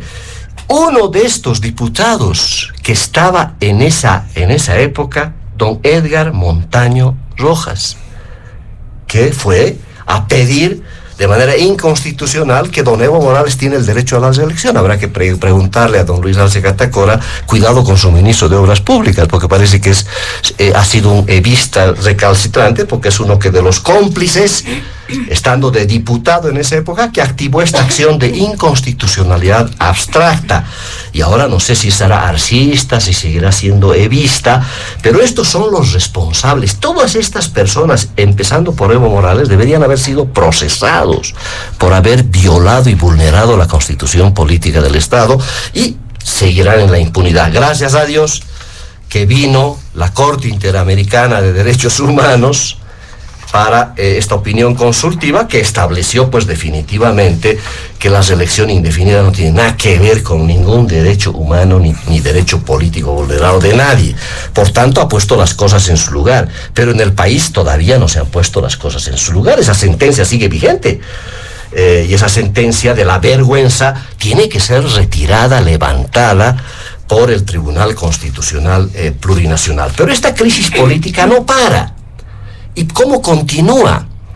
Ya el 2020, cuando don Evo Morales escoge a sus delfines para encarar las elecciones del 2020, hablo de don Luis Arce Catacora y don David Choquehuanca, que los designa en una sesión en Buenos Aires, dice: ustedes van a ser mis delfines y vamos. Vayan a la elección. Ganaron la elección, ese será otro análisis por qué ganó don Luis Arce Catacora, pero ocurre que estos delfines se rebelaron del caudillo. ¿Cuándo se rebelan? Cuando don Evo Morales empieza a imponerle a don Luis Arce Catacora ministros, empieza a incidir sobre la gestión pública, y claro, don Luis Arce Catacora, como presidente, levanta un poquito la cabeza y no está dispuesto a subordinarse al caudillo, y ahí empiezan los problemas. Ya don Evo Morales empieza pues estas pugnas que no tienen que ver con ningún proyecto político ni de los arcistas ni de los evistas, porque las pugnas tienen que ver con pegas. Y quien tiene ventaja en eso es don Luis Arce Catacora, que es el dueño de las pegas, que es finalmente el que tiene que repartir. Esa es la única ventaja que tiene don Luis Arce Catacora, porque es el que administra las pegas que el movimiento al socialismo sigue queriéndolas ansiosamente, tanto una ala como la otra. Y estamos viviendo nomás el ocaso de la revolución democrática y cultural, que de democrática y cultural ya no tiene nada, el fracaso del modelo sociocomunitario productivo y, por supuesto, el resultado de esta crisis política y moral larga del MAS, que poco a poco se va a ir decantando. Si será cierto, será verdad, por ahí es una maniobrita, ¿no? Del MAS, algunos dicen. Claro, pero ya se ha logrado un propósito importante, desapareció ya la oposición, que es interesante ver que ahora emergen los evistas como los grandes opositores de este gobierno, de una manera en la cual pueden empezar a provocar niveles de desestabilización, evidentemente. Cuanto a estas pugnas, que para la gente también le estará interesando muy poco estas peleas entre los azules, pero ya cuando estas peleas empiecen a afectar el bolsillo de los bolivianos, ¿cuándo empezará a afectar? Cuando llegue a las calles estas pugnas. Ya hemos visto amenazas de bloqueos acá, o bloqueos que no se controlan fácilmente, disputas de esta naturaleza que empiezan a generar un cuadro de crisis política en el país, y esto es lo que está sucediendo hoy día, una crisis política que podría contribuir a la emergencia de una crisis económica, y ahí sí las cosas se pueden complicar para don Luis Arce Catacora, que va a tener que ver después del Congreso de la UCAeñe, donde seguramente se ratificará a don Evo Morales como candidato del movimiento al socialismo. Don Luis Arce Catacora, ¿qué va a hacer? ¿Va a pelearle la sigla a don Evo Morales? ¿O va a alquilarse una sigla, como se va diciendo por ahí, que tiene esa posibilidad, ese plan B? Pero está claro que dependiendo de lo que suceda, dependiendo de cómo don Luis Arce Catacora sigue controlando un poco esta frágil estabilidad política, pese a la ausencia de dólares, pese a la ausencia de gas, hay todavía una situación de control de la economía, pero esto se va a descontrolar cualquier momento en la medida en que se profundice esta pugna de poder, esta pugna de usufructo del poder que caracteriza la disputa entre evistas y arcistas, que puede empezar a afectar a la situación económica y la propia estabilidad gubernamental del actual presidente don Luis Arce Catacora. Muy bien, muchas gracias, don Fabián Jaxic. Vamos a seguir con este segundo punto en el programa, porque hay muchas dudas, muchos elementos que deben ser dilucidados hacia adelante, porque hay certezas de que te dice esto podría ser irreconciliable, certezas para algunos analistas, dicen esto va a ser irreconciliable, aunque también otros dicen en política todo puede ocurrir. Un día los afines pueden estar muy peleados y los enemigos de siempre pueden aliarse, es decir, una suerte, y la historia lo ha demostrado aquí en nuestro país. ¿Qué irá a ocurrir hacia adelante? ¿Cuál cree que vaya a ser el momento culminante, senadora Virginia Velasco? ¿Se habla del mes de octubre o eso incluso puede postergarse aún más? ¿Qué dice usted? Bueno, José Luis, mire, nosotros desde la campaña del 2020 dijimos vamos a corregir los errores que hemos cometido, y lo estamos haciendo. Esta Constitución Política del Estado, que ha sido aprobada y promulgada en 7 de febrero del 2009, es una Constitución que se debe respetar. Y por tanto, si hay una sentencia constitucional, como ya ha mencionado acá Fabián, ha ido hasta Corte Interamericana de Derechos Humanos, y de ahí ha vuelto, donde se notificó, dijo que específicamente la Convención Americana de Derechos Humanos, en su artículo 23, dijo no reconoce la reelección de permanecer como candidatos los mandatarios. Entonces es claro, y por tanto nosotros, que sepa el pueblo boliviano, cuando ha metido el fallo el CIDH, nosotros en marco de tratados internacionales son de cumplimiento obligatorio con el Estado boliviano, y por tanto también se pronunciará las instancias correspondientes como Tribunal Constitucional Plurinacional, y esperemos eso, porque acá el que no respeta norma, entonces no, pues eso no está bien, ¿no? Entonces aquí todos tenemos que ser respetuosos de la Constitución.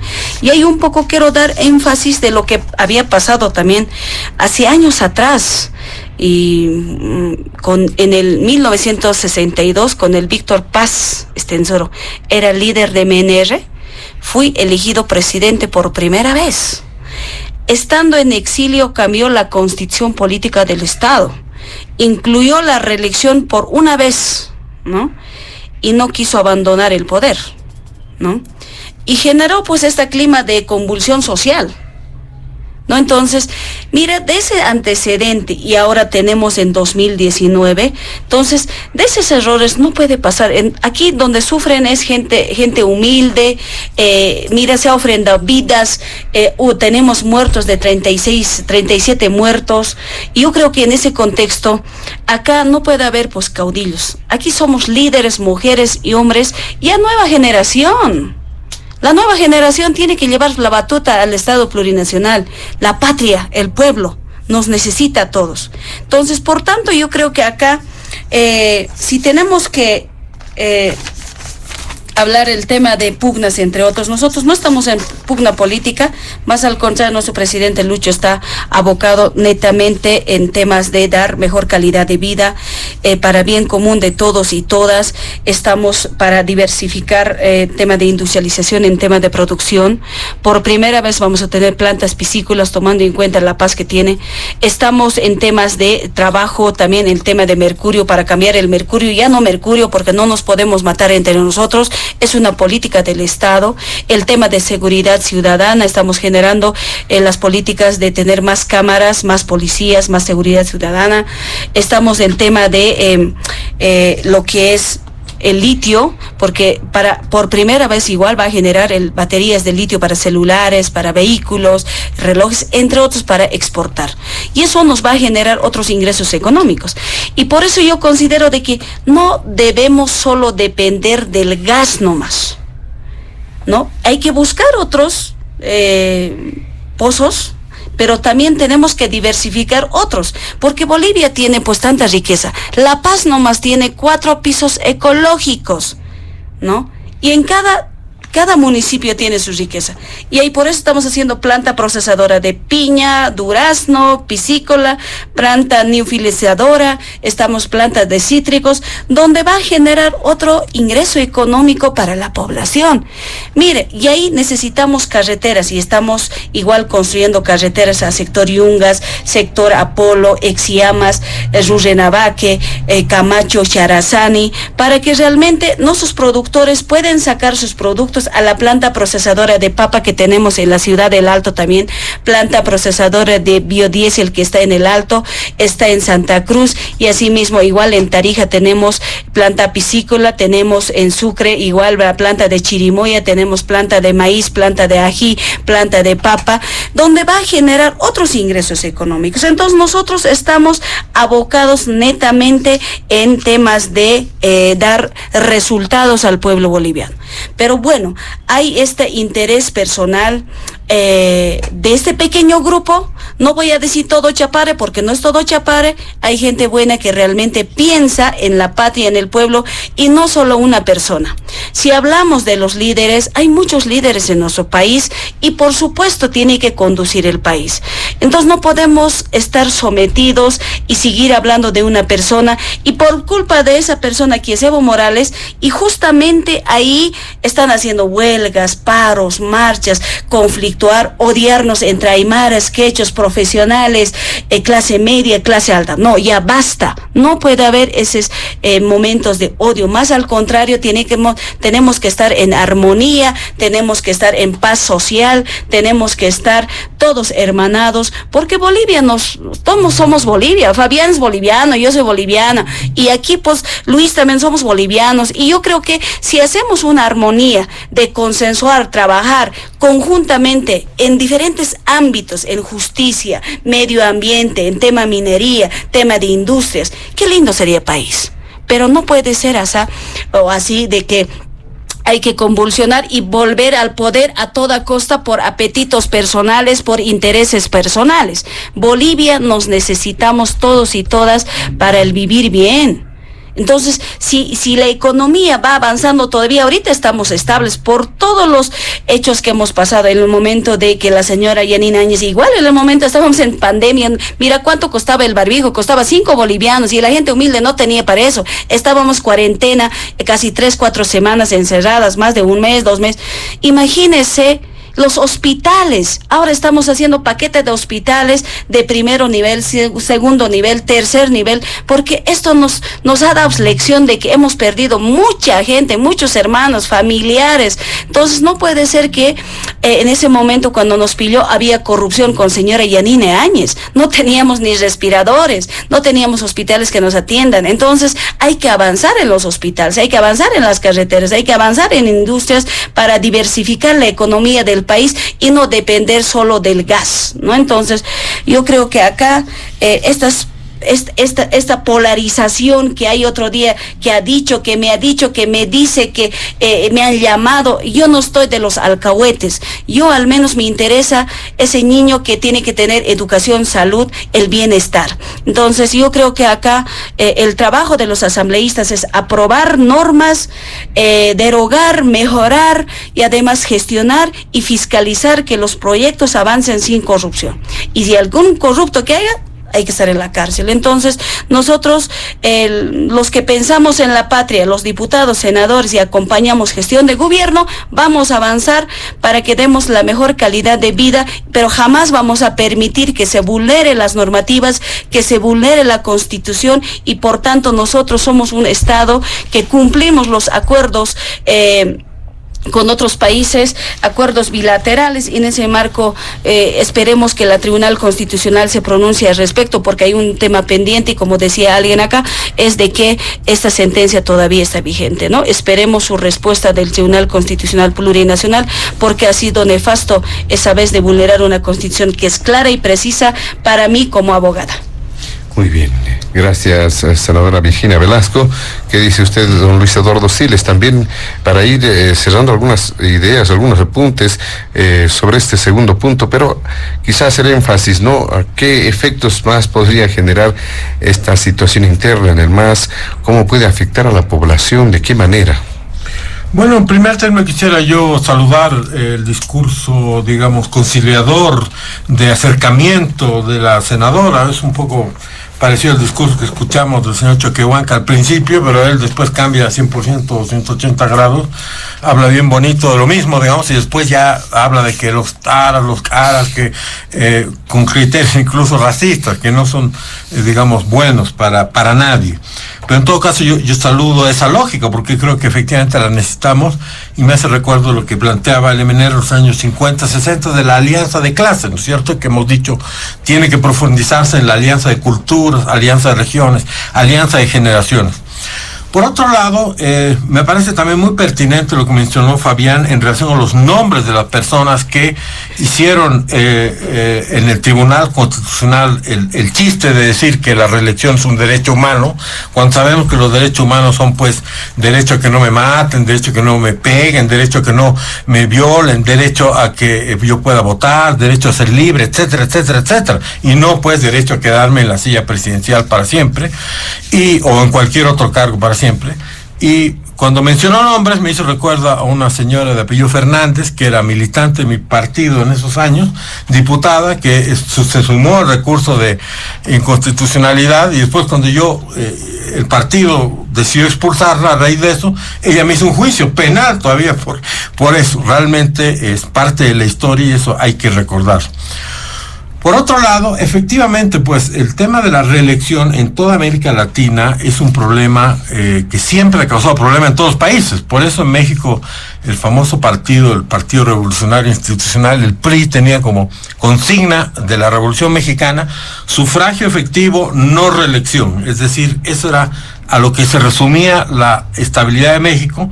Y si bien siempre reelegían a los del mismo partido, pero no a una misma persona, ¿no es cierto? Es decir, una persona cuando ha cumplido su ciclo, su ambición, su sueño, su objetivo de llegar a ser presidente, lo máximo a lo que puede aspirar un político, bueno, quizás la Constitución permite que se reelija una vez, perfecto, pero no se puede reelegir 3, 4, 5, 6, 7, 10 veces. para eso, que se vuelva nomás rey y que sea un dictador que no quiere salir, que lo tienen que sacar porque está amarrando uñas y dientes, y esto es la imagen que da el señor Morales. Entre paréntesis, si el señor Arce realmente quisiera mostrar de que él no es así, debería decir si va a candidatear o no, ¿no es cierto? Porque si va a candidatar una vez o varias veces, o fijar una posición sobre este tema para que realmente se pueda distinguir con un ejemplo moral de lo que es el señor Evo Morales, pueda señalar de que es diferente también en ese sentido, y no manejar también esa retórica que es bien parecida a la del señor Morales, ¿no es cierto? Una retórica de confrontación, de enfrentamiento, de división, de ir a Tarija y decir las vacunas no son para la élite, etcétera, etcétera. Este es un ejemplo, pero hay muchos más. Hay una retórica de odio, de confrontación, de división, y también hay prácticas de confrontación, de odio y de división. Y estas prácticas, como poner en la cárcel al gobernador de Santa Cruz, como tener ahí torturado al señor Apaza, y todos estos casos no se diferencian en nada del gobierno anterior, y sería un gran ejemplo y un gran paso que se corte con esas prácticas para poder ir a un escenario genuinamente democrático donde haya respeto a los derechos humanos y una mucho mayor tolerancia. Sí. Después de la sentencia del año 2017, las cosas acabaron como acabaron, y estas personas que mencionó Fabián serán recordadas por lo que hicieron.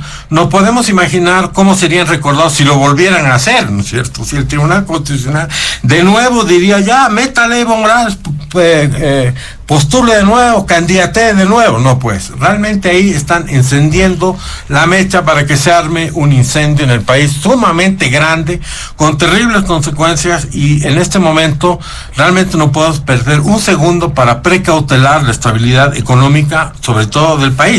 ¿Tendrían que inhabilitarlo? ¿Eso estaría diciendo? Es decir, que tendría que pronunciarse por la no candidatura de Morales. Así tendría que ser. Tendría que no revertir lo que el Tribunal Constitucional ya ha dicho, es decir, que no se puede reelegir. Esa es la figura jurídica, que se mantiene vigente una disposición constitucional, cuál es el artículo 168, que está vigente, que no ha sido abrogado, entonces no hay lugar a interpretar nada. Este artículo sigue en pie, es decir, el Tribunal Constitucional debería, recalcar, subrayar que esto es así y que no se puede cambiar. Más o menos esa sería la figura para que no se posibilite la reelección. Y existen también otras instancias, ¿no es cierto? El Tribunal Supremo Electoral también tiene mucho que decir sobre este tema y tiene una palabra que señalar.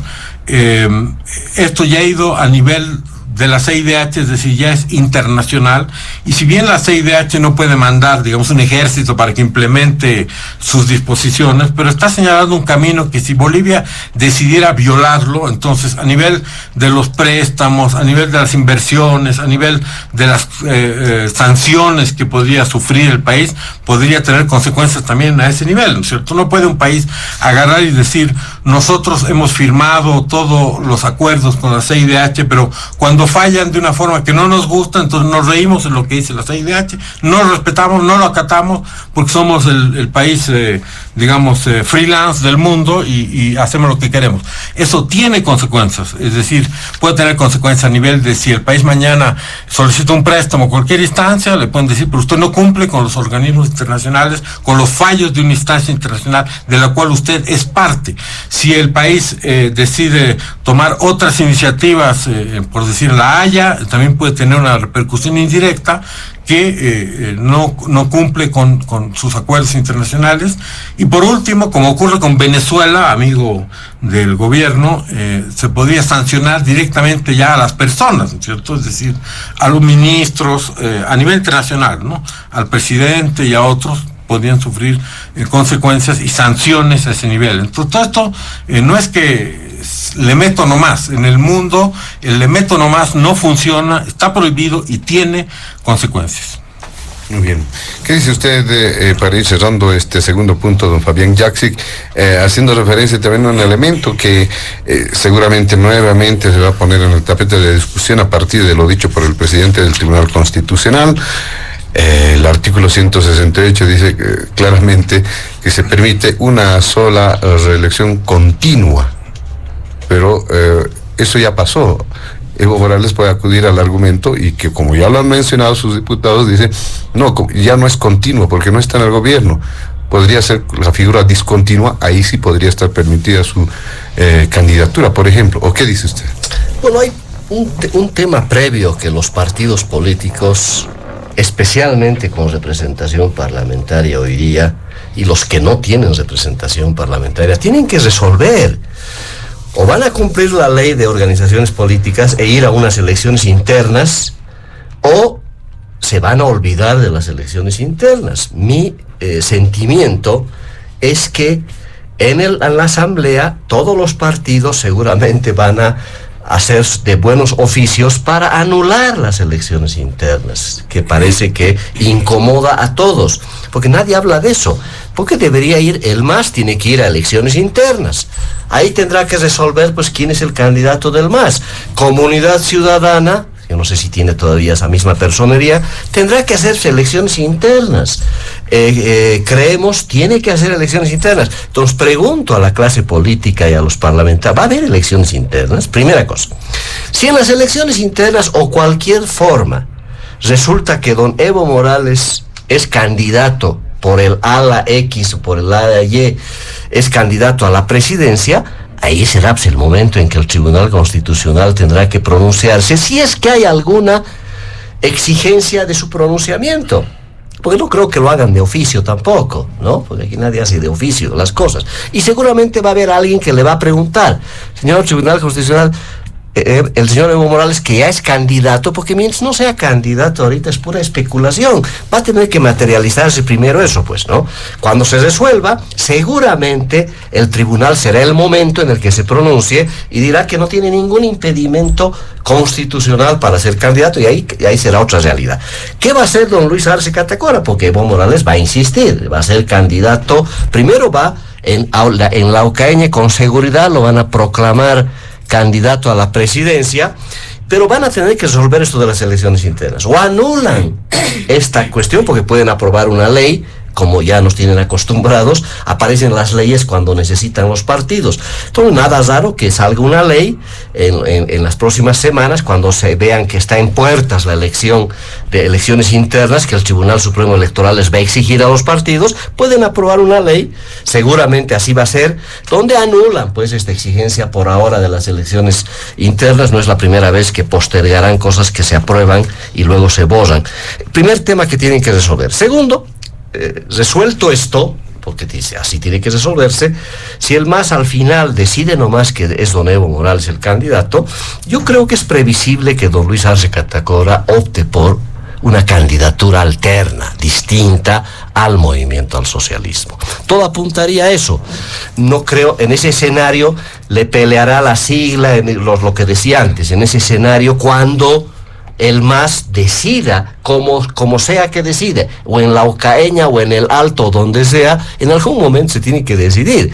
En algún momento tiene que inscribir un candidato. Será el Tribunal Constitucional que dé seguramente la última palabra. Pero ahí seguramente, y por lo que se rumorea por ahí, que don Luis Arce Catacora ya está pensando en un plan B, ¿no? De quedarse la candidatura de Evo Morales con el MAS, o no. Ahí tendrán pues que definir de alguna manera en la estructura. Pero se pueden juntar también. ¿Cuándo? Cuando al frente vean una alternativa distinta al MAS evista o al MAS arcista, que no hay ahorita, ¿no? Por suerte para el MAS, no hay en la oposición ninguna perspectiva de dar otro tipo de certezas al país con miras al 2025. Mientras no haya una alternativa sólida que empiece a disputar realmente el gobierno desde una candidatura que sea distinta al MAS evista o al MAS arcista, ellos van a estar tranquilos, pueden ir perfectamente separados, y si no hay opciones al frente, es posible que cada uno obtenga pues el 20%, 25%, vamos a volver a ese voto que se tenía antes del 2005, es perfectamente previsible si es que van fragmentados. don Luis Arce y don Evo Morales, y aparecerá pues, alguien de la oposición también fragmentada, ¿no? Entre 3 o 4, y van a haber 5 candidaturas, y volveremos a ese voto también fragmentado de antes, donde nadie ni se aproximará ni siquiera, y se irá pues ni siquiera a segunda vuelta, porque nadie obtendrá el 40%. Va a ser un escenario distinto, que muy difícil ahorita prever, pero es posible que sí podamos ir ganar. Pero reitero, primera cosa que tenemos que resolver a puertas, estamos en 2 meses más, tiene que resolverse si va a haber o no elecciones primarias en los partidos. Si no va a haber, ahí entonces cada quien verá pues su mejor derrotero, y ahí cuando se defina la candidatura de don Evo Morales, si es que la define él y él más, ahí pues el Tribunal Constitucional se pronunciará a consulta de alguien que seguramente más de uno consultará para saber si este caballero está habilitado constitucionalmente. Y si fuera así, no le auguro ningún éxito a don Evo Morales. Yo creo que ni en el Chapare votarían por Evo Morales. Pero bueno, eso será cuando se definan estas cosas en el futuro. Muy bien, vamos al último punto de diálogo en Panamericana, y por la premura del tiempo vamos a solicitarle a nuestros invitados especiales utilizar a lo sumo 5 a 6 minutos por participación para dar cuenta de un tema que ha estado generando también bastante preocupación, sobre todo para quienes dicen respetar la naturaleza, el tema del medio ambiente, cuando se hace referencia a la construcción de ese tramo carretero en Santa Cruz que une Buenavista y Las Cruces. Ha generado incluso medidas de presión, bloqueos, polémica. Ha generado que haya acercamientos entre autoridades nacionales, departamentales, para buscar una salida. En los hechos, ¿qué es lo que irá a ocurrir? ¿Qué dice usted, senadora Virginia Velasco? Adelante. Muchas gracias, José Luis. Un poquito para complementar lo que el punto 2. En tema de la Ucaeña que van a llevar, para mí va a ser ilegal, porque están incumpliendo el estatuto orgánico, y por tanto yo creo que no va a haber esa legalidad ni mucho menos legitimidad. ¿Por qué? Porque las CETSUTCB, Bartolinas interculturales, son el que han dado vida a nacimiento al instrumento político por la soberanía de los pueblos. Ahora los ha excluido a nuestras organizaciones sociales de este Congreso, entonces no van a participar, y ahí se han anunciado nuestras organizaciones sociales, y por tanto hay una exclusión, discriminación a nuestras organizaciones sociales. Y sin organizaciones sociales y sin participación, ese instrumento político, la revolución democrática y cultural, el proyecto político del MAS no avanza, porque el espíritu del instrumento es desde las organizaciones sociales, y por tanto hay una equivocación grande y vulneración al estatuto orgánico. Ahora el punto último, lo voy a hacer más rapidito, más resumido. Yo tengo un dato del 16 de noviembre del 2010. Hay un proyecto donde iniciado, ¿no? Del 2008-2010, desde una licencia ambiental. Desde luego tiene que haber una licencia ambiental desde el gobierno autónomo departamental, ¿no? Desde la gobernación de Santa Cruz. Segundo, el 14 de junio del 2016, hay un compromiso, aporte local desde el gobierno departamental igual, y posteriormente ha ido el 1 de diciembre del 2006 la actualización del proyecto con una licencia ambiental igual de esta construcción de carretera Las Tres Cruces y Buenavista. Y bueno, ahí tenemos igual del 2018 una transferencia de tramo con un decreto ya, ¿no? El del 2018. Y posteriormente tenemos 23 de marzo del 2018, contratos de financiamiento externo bajo un decreto 8 de febrero del 2018. Ahí está una normativa que es del 23 de marzo del 2018, condición de financiamiento, se ha ido bajo un convenio intergubernativo. Y el 10 de marzo del 2021 se ha avanzado con zonificación en base a las normativas, ejecución de proyectos, igual en base a las normativas, una creación de unidad de conservación de patrimonio natural, paisajes protegido departamental de Urubó, bajo una ley departamental, la 208. y ahí tenemos igual, el 22 de abril del 2022 se retomó un convenio intergubernativo con ABC, el 15 quebrado 2022, justamente es un convenio que ha suscrito bajo la gobernación, que ha emitido una respuesta correspondiente bajo informes, ¿no? En las cláusulas específicas donde dice objeto de convenio, establece el proyecto de Santa Cruz, Las Cruces, Buena Vista. Hay del 2022 al 2023, el tramo 3, el tramo 2, bajo una licencia ambiental se tiene que realizar, ¿no?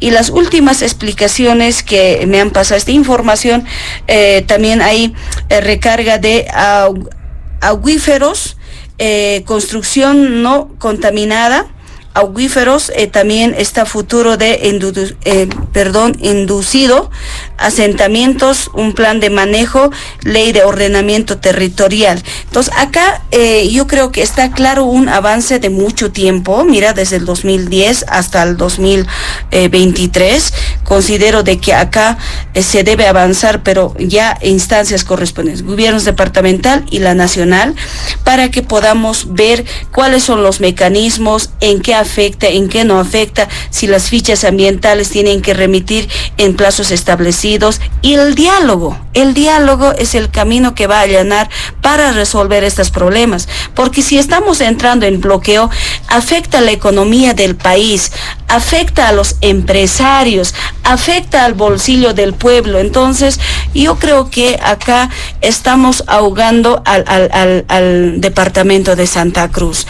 Yo creo que si abrimos estos debates, diálogos, vamos a resolver el problema. Mire, tantos años, del 2010, hoy estamos, este año estamos 2023, estamos hablando más de 10 años. Entonces considero de que la gobernación también debe priorizar, y yo creo que entiendo que están ya en mesas de diálogo, mesas técnicas, y eso yo creo que nosotros como gobierno central, aquí también antecedentes que lo estoy mencionando, hay convenios intergubernativos de parte del ABC, entre otras instancias. Entonces la gobernación también tiene que ser responsable con el Departamento de La Paz y en las fichas ambientales, querido José Luis. Muy bien, muchas gracias, senadora Virginia Velasco. ¿Qué dice sobre este mismo punto, don Luis Eduardo Siles? Bueno, la verdad es que aquí parecen haber elementos estrictamente medioambientales, pero también elementos de tipo político, del relacionamiento entre el gobierno y Santa Cruz. En el primer tema, en los temas medioambientales, bueno, la desconfianza que me imagino surge es por el hecho de que el balance del medio ambiente durante estos últimos años es pues bastante devastador, ¿no es cierto? Si hay un espacio, un tema en el que el movimiento socialismo ha dicho una cosa y hecho otra, es en el tema del medio ambiente. Bolivia es el tercer país en el mundo que más deforesta. Hemos desforestado, o sea, desboscado, cortado árboles por 6 millones de hectáreas desde 2006. Esto significa el 9.5 de la cobertura arbórea desde el 2006, 9.5 de los árboles que habían. Y sabemos todos los otros temas de medio ambiente, ¿no? La carretera que querían hacer por el Tignis, el tema del mercurio que hemos estado hablando aquí mismo, el tema del agua, no de estos acuíferos de Santa Cruz, sino el tema del agua, que no hay un plan para enfrentar la escasez de agua, el tema de la basura, el tema de la coca y la cocaína, que también tiene un impacto medioambiental, etcétera, etcétera, etcétera. Entonces realmente no es fácil creerle al gobierno cuando habla de medio ambiente. Pero por otro lado, está claro de que aquí también hay una ofensiva contra Santa Cruz que ha habido estos últimos meses. Es decir, hablamos de que tiene que haber diálogo, perfecto, nadie va a estar en contra de eso, pero tienen al gobernador preso, ¿no es cierto? El gobernador legítimo de Santa Cruz, preso.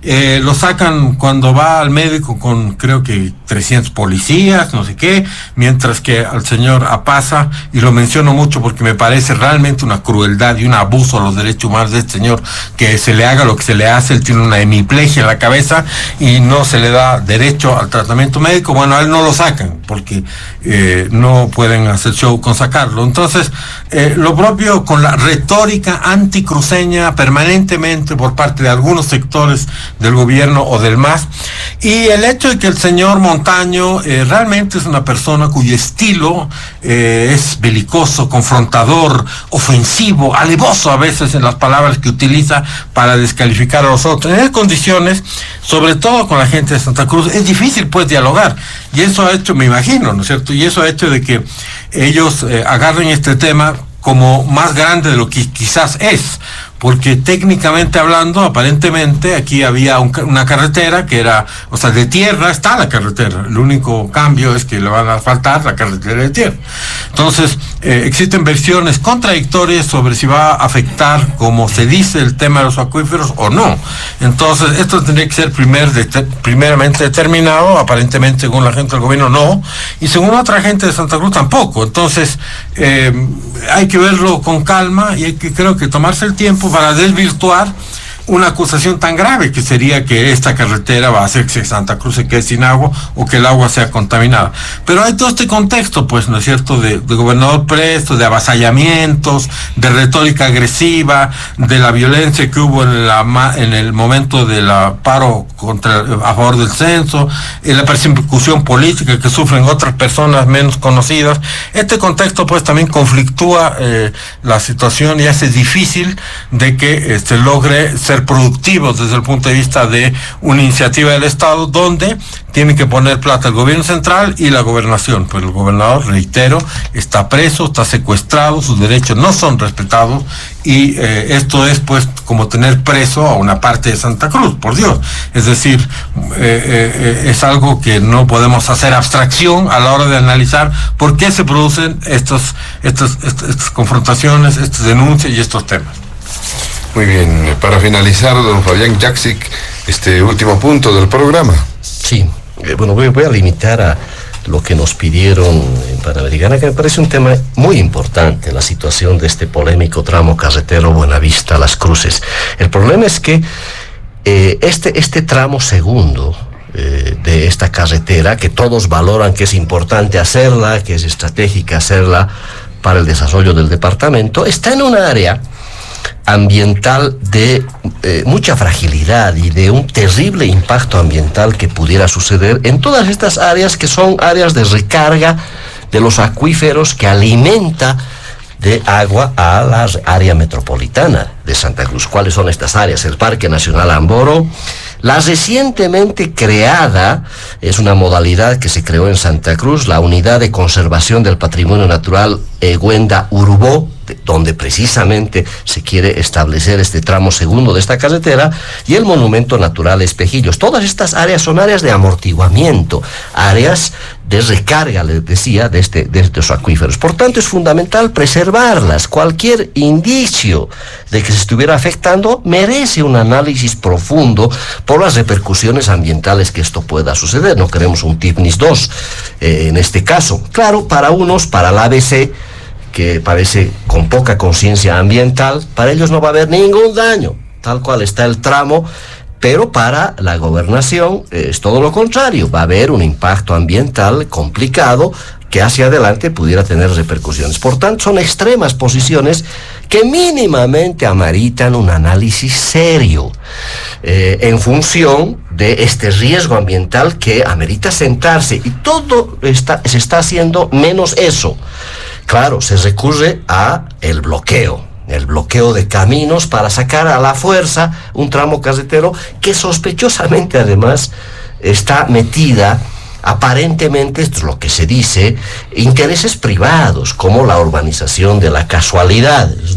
Y parece que no es muy casual que aparezca esta urbanización, la casualidad, que es un proyecto gigantesco que está altamente interesado, como cualquier proyecto de urbanización que no mide pues muchas consecuencias medioambientales. Y esto es por una carencia del Estado en materia de ordenamiento territorial y uso de suelos.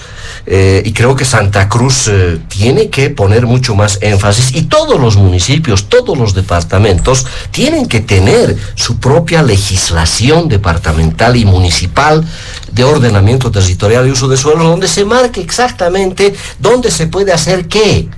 Y esa es responsabilidad de las gobernaciones, de los municipios, y eso tiene que estar claramente establecido. Pero en este caso me llama mucho la atención que hay una ficha ambiental emitida por el Ministerio de Medio Ambiente y Agua. Extrañamente. La gobernación tiene también pronunciamiento como tiene que hacer. Es decir, hay demasiada complicación en un tema tan delicado como este, que lo que menos se puede hacer es seguir atisbando el bloqueo.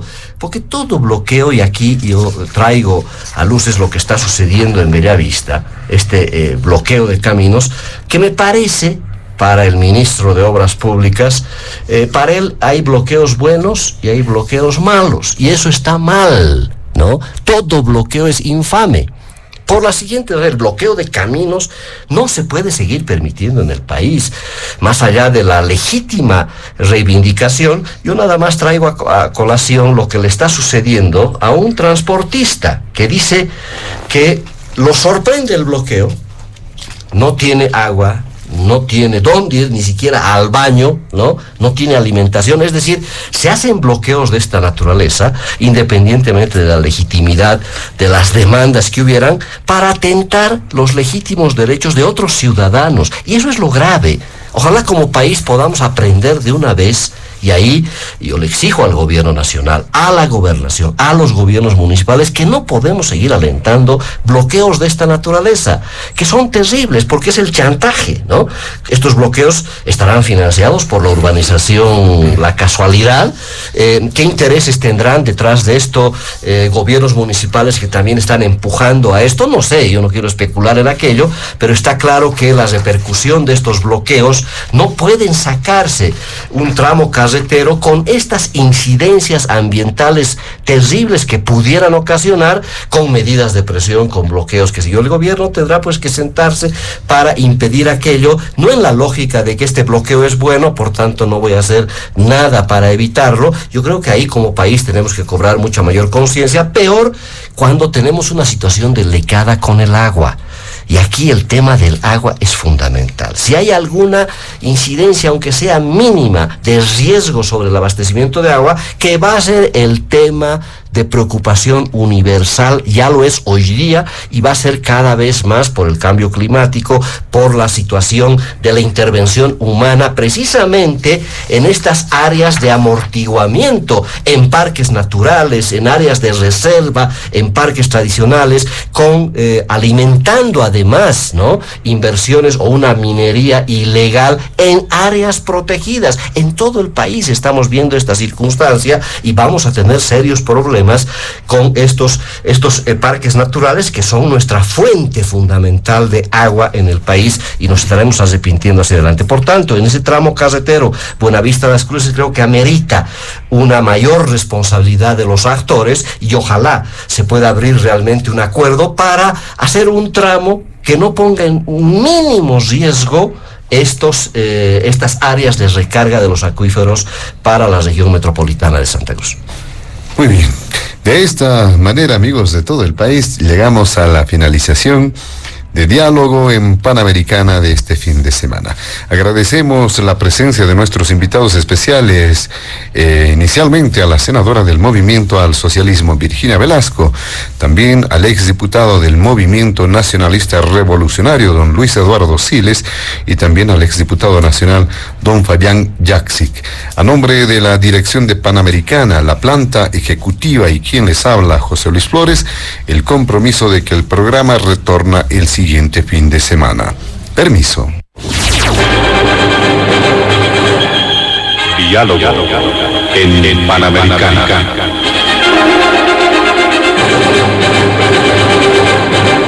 La radio agradece por la atención prestada al programa de hoy. Les invitamos a la próxima entrega del Departamento Periodístico de Panamericana, cuando anunciemos.